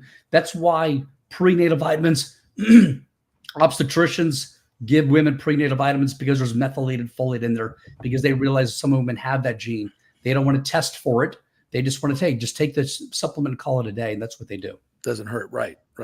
But to the bigger importance of the labs, I mean, when you went over my labs, you asked for a lot of different things, and my insurance covered all of it, by the way. And we went line by line, right? Yeah, we went line by line, and we went through, and you explained it to me, like, this is why you need this. This is what it tells me. This is what you need to do. Correct. And if you're not getting the labs, obviously you don't have the information. Like you say, what is measured is managed. Yeah, right. So we got to measure it. Right. So if your doc's not doing that, then you talk a little bit more about the benefits of all the numbers that you get. Yeah. So the big thing we look at for the annual labs is going to be inflammatory markers. Chronic inflammation leads to chronic disease. One of the ones I look at is HSCRP, high sensitivity C reactive protein. It's a very sensitive marker for inflammation, but it's non-specific. That's why we got to look at other things to start putting pieces to the puzzle together. If pieces to the puzzle put together a picture, we get concerned. If pieces of the puzzle aren't putting a picture together, I don't get concerned. But it could be things like dysbiosis. Tim, we talked about that a couple weeks ago. We talked about bad gut. That's dysbiosis, bad bacteria. It could be cardiovascular disease. It could be arthritis. It could be a lot of different things that cause inflammation. Lower the inflammation, the better. Well, that's part of doing. I got to go get my annuals done so we can go over that. But you do it. You do that it. Was every not a quarter. nudge, by the way. It's not, but it's not annuals. You do it every quarter, right? Because you're monitoring my testosterone among many other things in my cholesterol. We dive deep. Okay, we get those 18 vials of blood. Yes, that's once a year we do that. But then when we do that on the every 6 months, then I'm looking at follow-up stuff. Hey, what was abnormal last time? Is it going to be abnormal again this time? Did we get your vitamin D level up? Did you get your fish oil, your omega number level up? Did we get the HSOP down? I'll follow those up if we need to, but otherwise we're only doing that big panel once a year unless we need to do it more often or unless you want to do it more often. I got a couple of young guys in my practice who literally want to dive deep every 3 to 6 months. Yeah. They pay for it. Good for them. They got better insurance than I do, but and those testosterone levels, especially, you want to make sure that you're staying at certain levels. Where do you like to keep me and other? Does it depend on the patient? How do you determine what levels you want it at? Everybody's different. Remember what we talked about before? Yeah. Testosterone is not about numbers. It is about symptoms. Okay. Now don't come to me at 22 years old and saying you're symptomatic. I'm going to check your labs first and foremost, find out what else you're doing wrong. Right. But a 50-year-old guy comes to me and says, hey, look, I got this, and this on the Adams questionnaire. It's T until proven otherwise. And in 3 months, if it's not making a difference, we stop. No harm, no foul. There's not going to – back in the day, we were very academic when it came to testosterone. You had to do this right. You had to do that right because we thought about this and that. We now know there's no prostate cancer involved. It's not going to cause heart disease. Those improve those things. They don't cause those things. So we've learned so much more than we did back from the myths of the 80s and 90s. That's right. Yeah. That we talked about it for the longest time. We finally kicked those out of the medical schools books, which took long enough. Yeah, it's still. I when I tell people I'm on testosterone, they go, "Oh, what doesn't it give you heart disease? Doesn't it? Doesn't it? Doesn't?" I'm like, no. 80s and 90s medicine, fat free. Remember, fat free was a craze. Fat free is not cardio. It's all about cardio. No, it's not. Unless you're training for a race, it's about strength training. It's not about fat free. Get with the times. That's the thing about it. People, if you're still practicing medicine from the 80s and 90s, find a different provider. We just the last quick story here. So Ashley took one of the kids to their pediatrician, and the pediatrician literally said, she said, no, we're not doing all they asked to do all these vaxes. And she said, no, we're doing the only one that's needed, for school. We're not doing all these extra other ones. And she said, we learned from the COVID vaccine. And the doctor literally said, well, that was because not everybody got vaccinated. It was a pandemic of the unvaccinated. A doctor still is saying that. Yeah. A pediatrician. I'm like, drinking the Kool-Aid. Golly. Yeah. I mean, do they ever read any updated studies? Do they pay any attention to anything that's updated? Some do any continuing education? You'd be surprised. And look, I'm constantly learning. If I've got a patient bring something new to me, I'm like, I want to look that up. Like, let's dive into that. I don't know about that one. Hey, let me look that one up. Hey, let me get back with you about that. I don't claim to know every single ounce of scientific research out there, but if you've heard something new, I want to hear about it because I want to dive deep in it. Is this something you heard from TikTok? Or is this something from Instagram on someone who's trying to boost their social media to buy a brand new $1 million home like a lot of social media people do? Or is this something that's really evidence-based medicine behind it, or at least an animal model behind it, right? Is it a double-blind placebo, RCT as we call them? Yeah.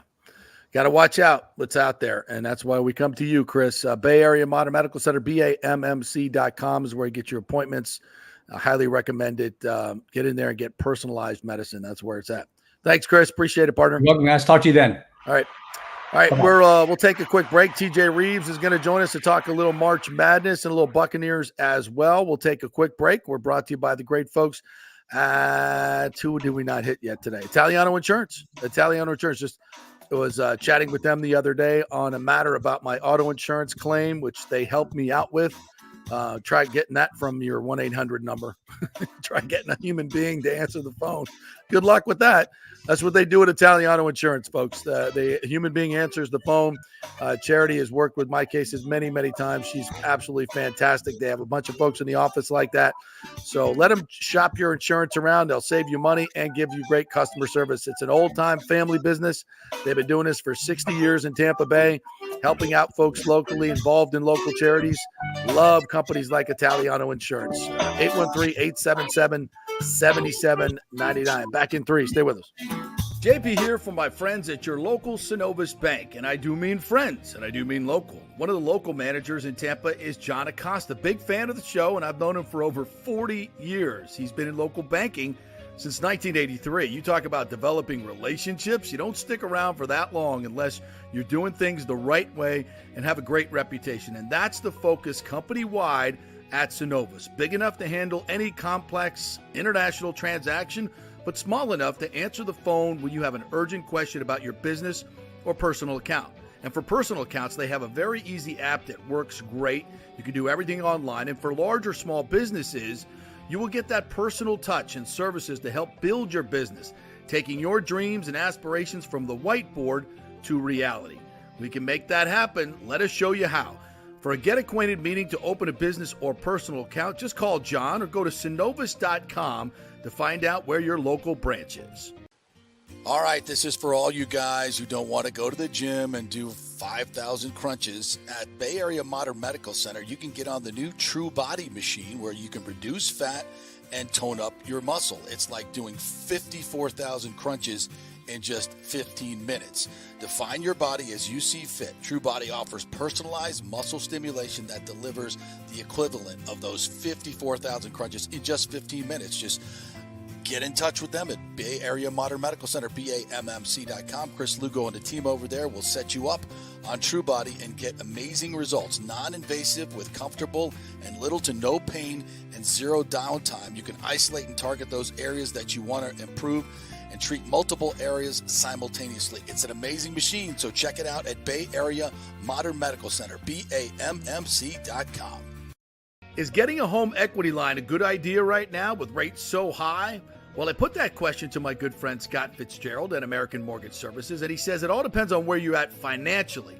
Many of us with ridiculous inflation have been charging up those credit cards, right? At 29% interest, hoping to catch up, but that ain't happening. Those interest payments are killing you.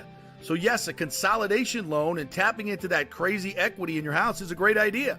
That strategy can drop your monthly nut by thousands of dollars and stop wasting money on those interest payments. Fitz, the mortgage guy, has done thousands of loans for the past 25 years in Tampa Bay. Just did one for a former colleague who was a manager for a big bank mortgage division. He knows Scott is an independent broker and can get him a way better deal than at his own big bank. AMS Tampa has way lower overhead and gives you the savings. So if you're worried about fees and closing costs, have the free consultation with Scott and look at the actual numbers. It may shock you what he can do. Be smart. Stay one step ahead. Email Fitz at scott@amstampa.com, scott@amstampa, or call 813-294-7595. Scott Fitzgerald, MLS 386722. American Mortgage Services, 1000 North Ashley Drive, Suite 1020, Tampa. Let's go. Right now, back to the show on FanStream Sports. All right, welcome back to the JP Peterson Show as we await the arrival of TJ Reeves. See if he can pop in here. We're brought to you by the great folks at the Jeeves Law Group, JEEVES lawgroup.com.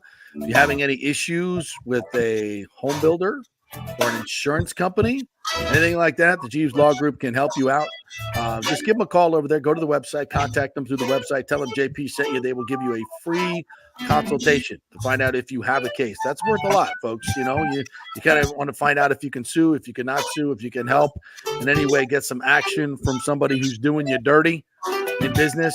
They can help you out. Jeeves Law Group, JEEVES lawgroup.com. How about we go to some of the comments from today. Our great comments. Haven't really done a lot of that, have we? No, we really haven't. We hadn't talked to Ohtani yet either. About what?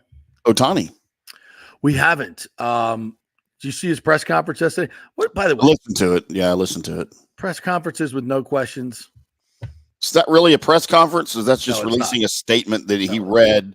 Yeah. That his translator. Like, why is he even reading it? If there's a just have the translator read it. Like, why do we have to go through the back and forth? Wasn't that bizarre?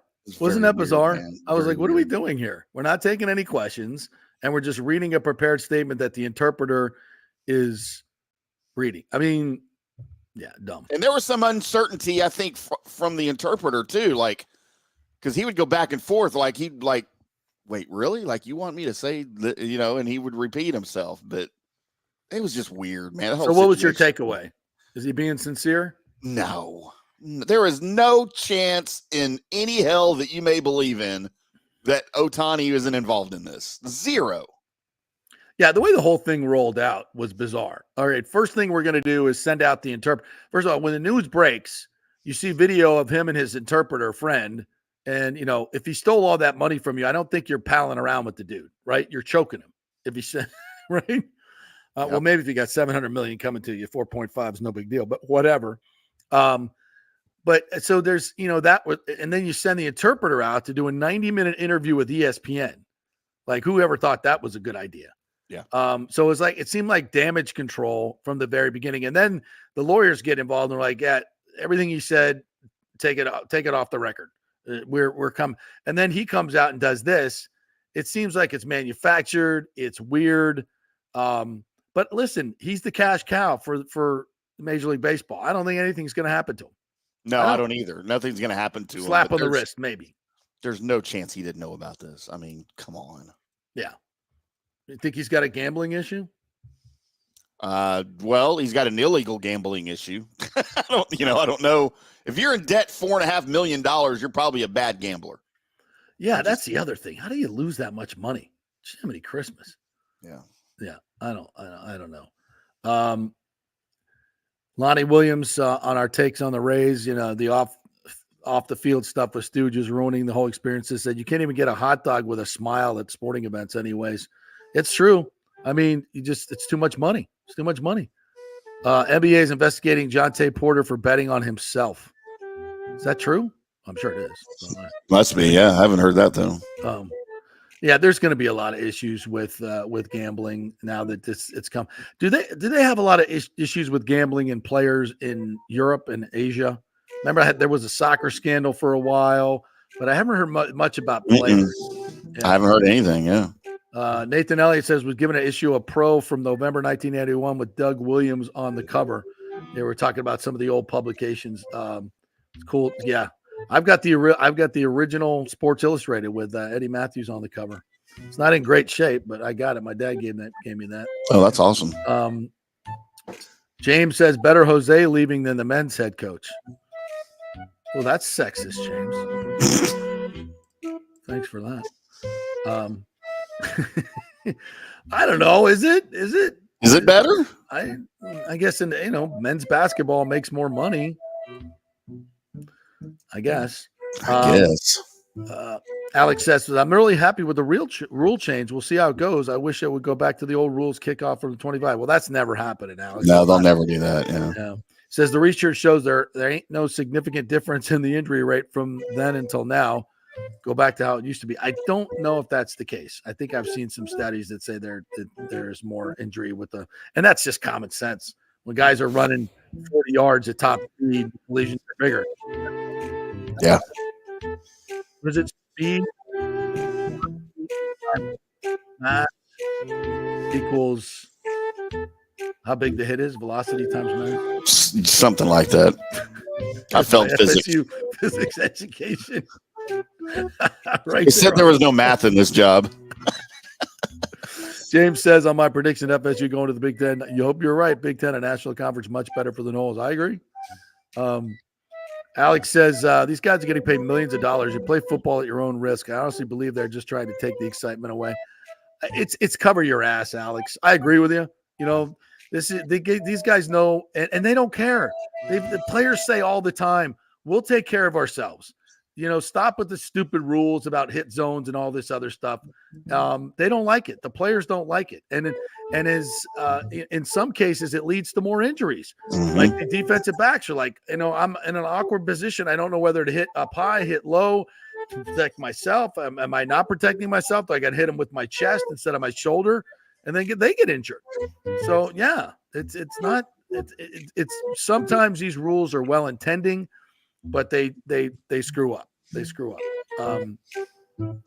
John Hill says, my observation of women's NCAA basketball is that the officials are real bad, worse than men by a mile. Last night, Iowa game, prime example, no 5-second call when ball was held for 8 seconds. The other thing is the foul calls. Like, they're just like, I don't know.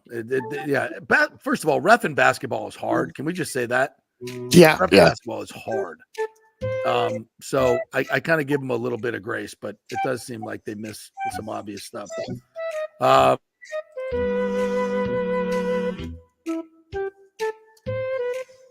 You get the link to jump in. I sent it to you, partner. Oh no! Check your email there. Maybe my email's screwed up. I'll send it. Read some more there, Tim, while I do this. Let's see. Trying to see which ones you did. Snead just signed a massive contract, apparently, and what I'm seeing from L'Jarius Snead, 4 years, $76.4 million. So how much? 4 years, $76.4 million. I think somebody may have overpaid a little bit there. Reset their TJ. It's free agency. Good. Who paid that? The Chiefs re-sign him, or where they traded him, right?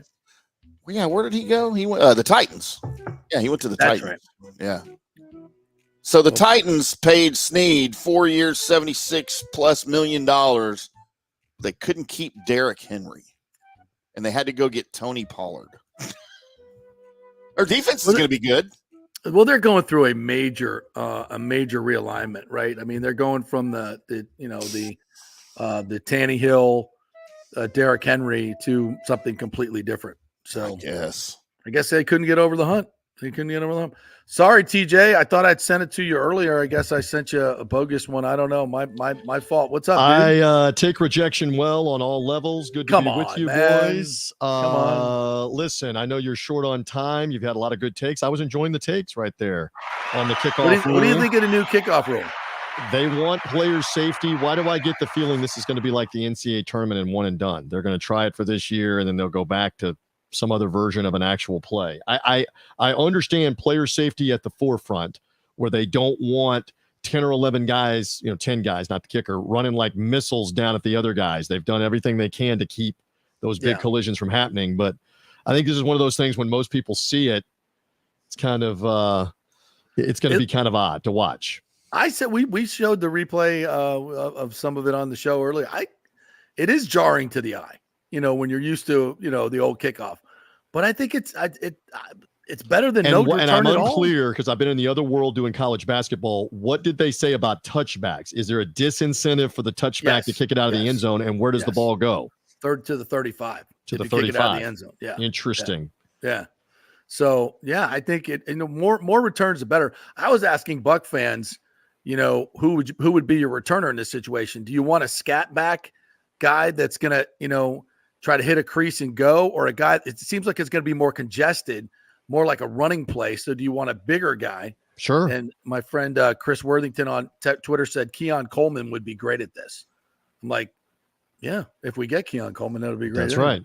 It'll definitely be different. Did they do anything with the onside kick rules as it relates to this? You have to declare if you're going to, so there's no surprise onside kick anymore. Okay. And but they haven't modified anything else on what you're allowed to do with the onside kick, because that's become a non-event. Nobody ever recovers them anymore. Yeah, Tim and I were saying, well, let's do the XFL rule there, 4th and 15 from your own 25. That's what I mean. If we're going to go all the way in where, hey, forget about the little squib that nobody ever recovers. It's now 4th and 15, one play to keep it alive and to start over. And if you don't make it, then the game is over. I like that better.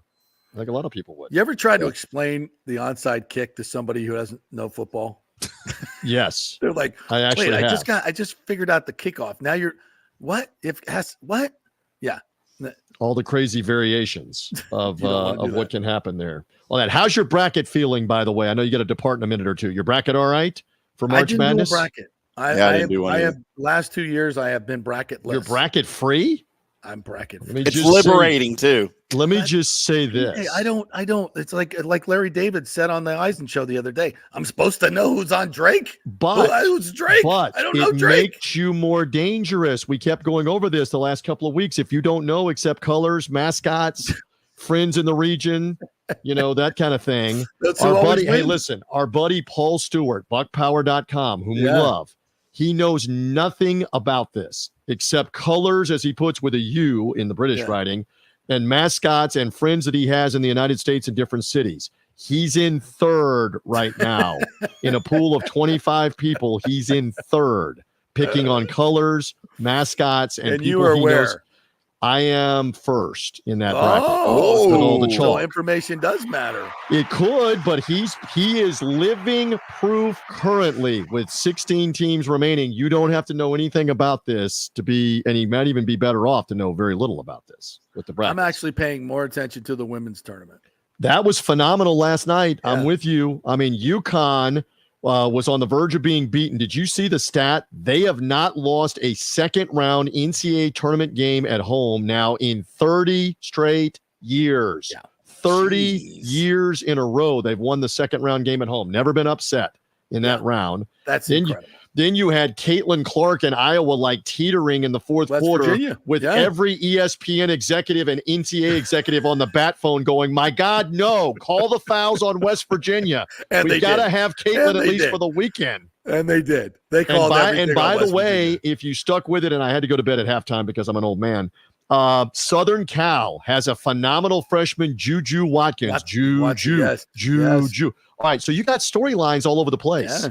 South Carolina undefeated. Yesterday we did name the names with Nikki Numbers.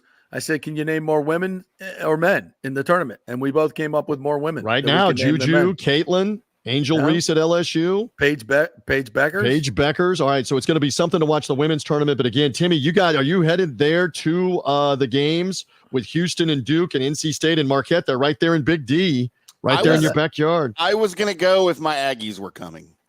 God. But Houston killed my This Aggies in overtime. close. Yeah. This close. The Houston number one seed was teetering. It's going to be a lot of fun. And look, the ones and the twos all made it through, which means get ready for mayhem Thursday and Friday night. Watch number one seeds drop left and right on Thursday and Friday.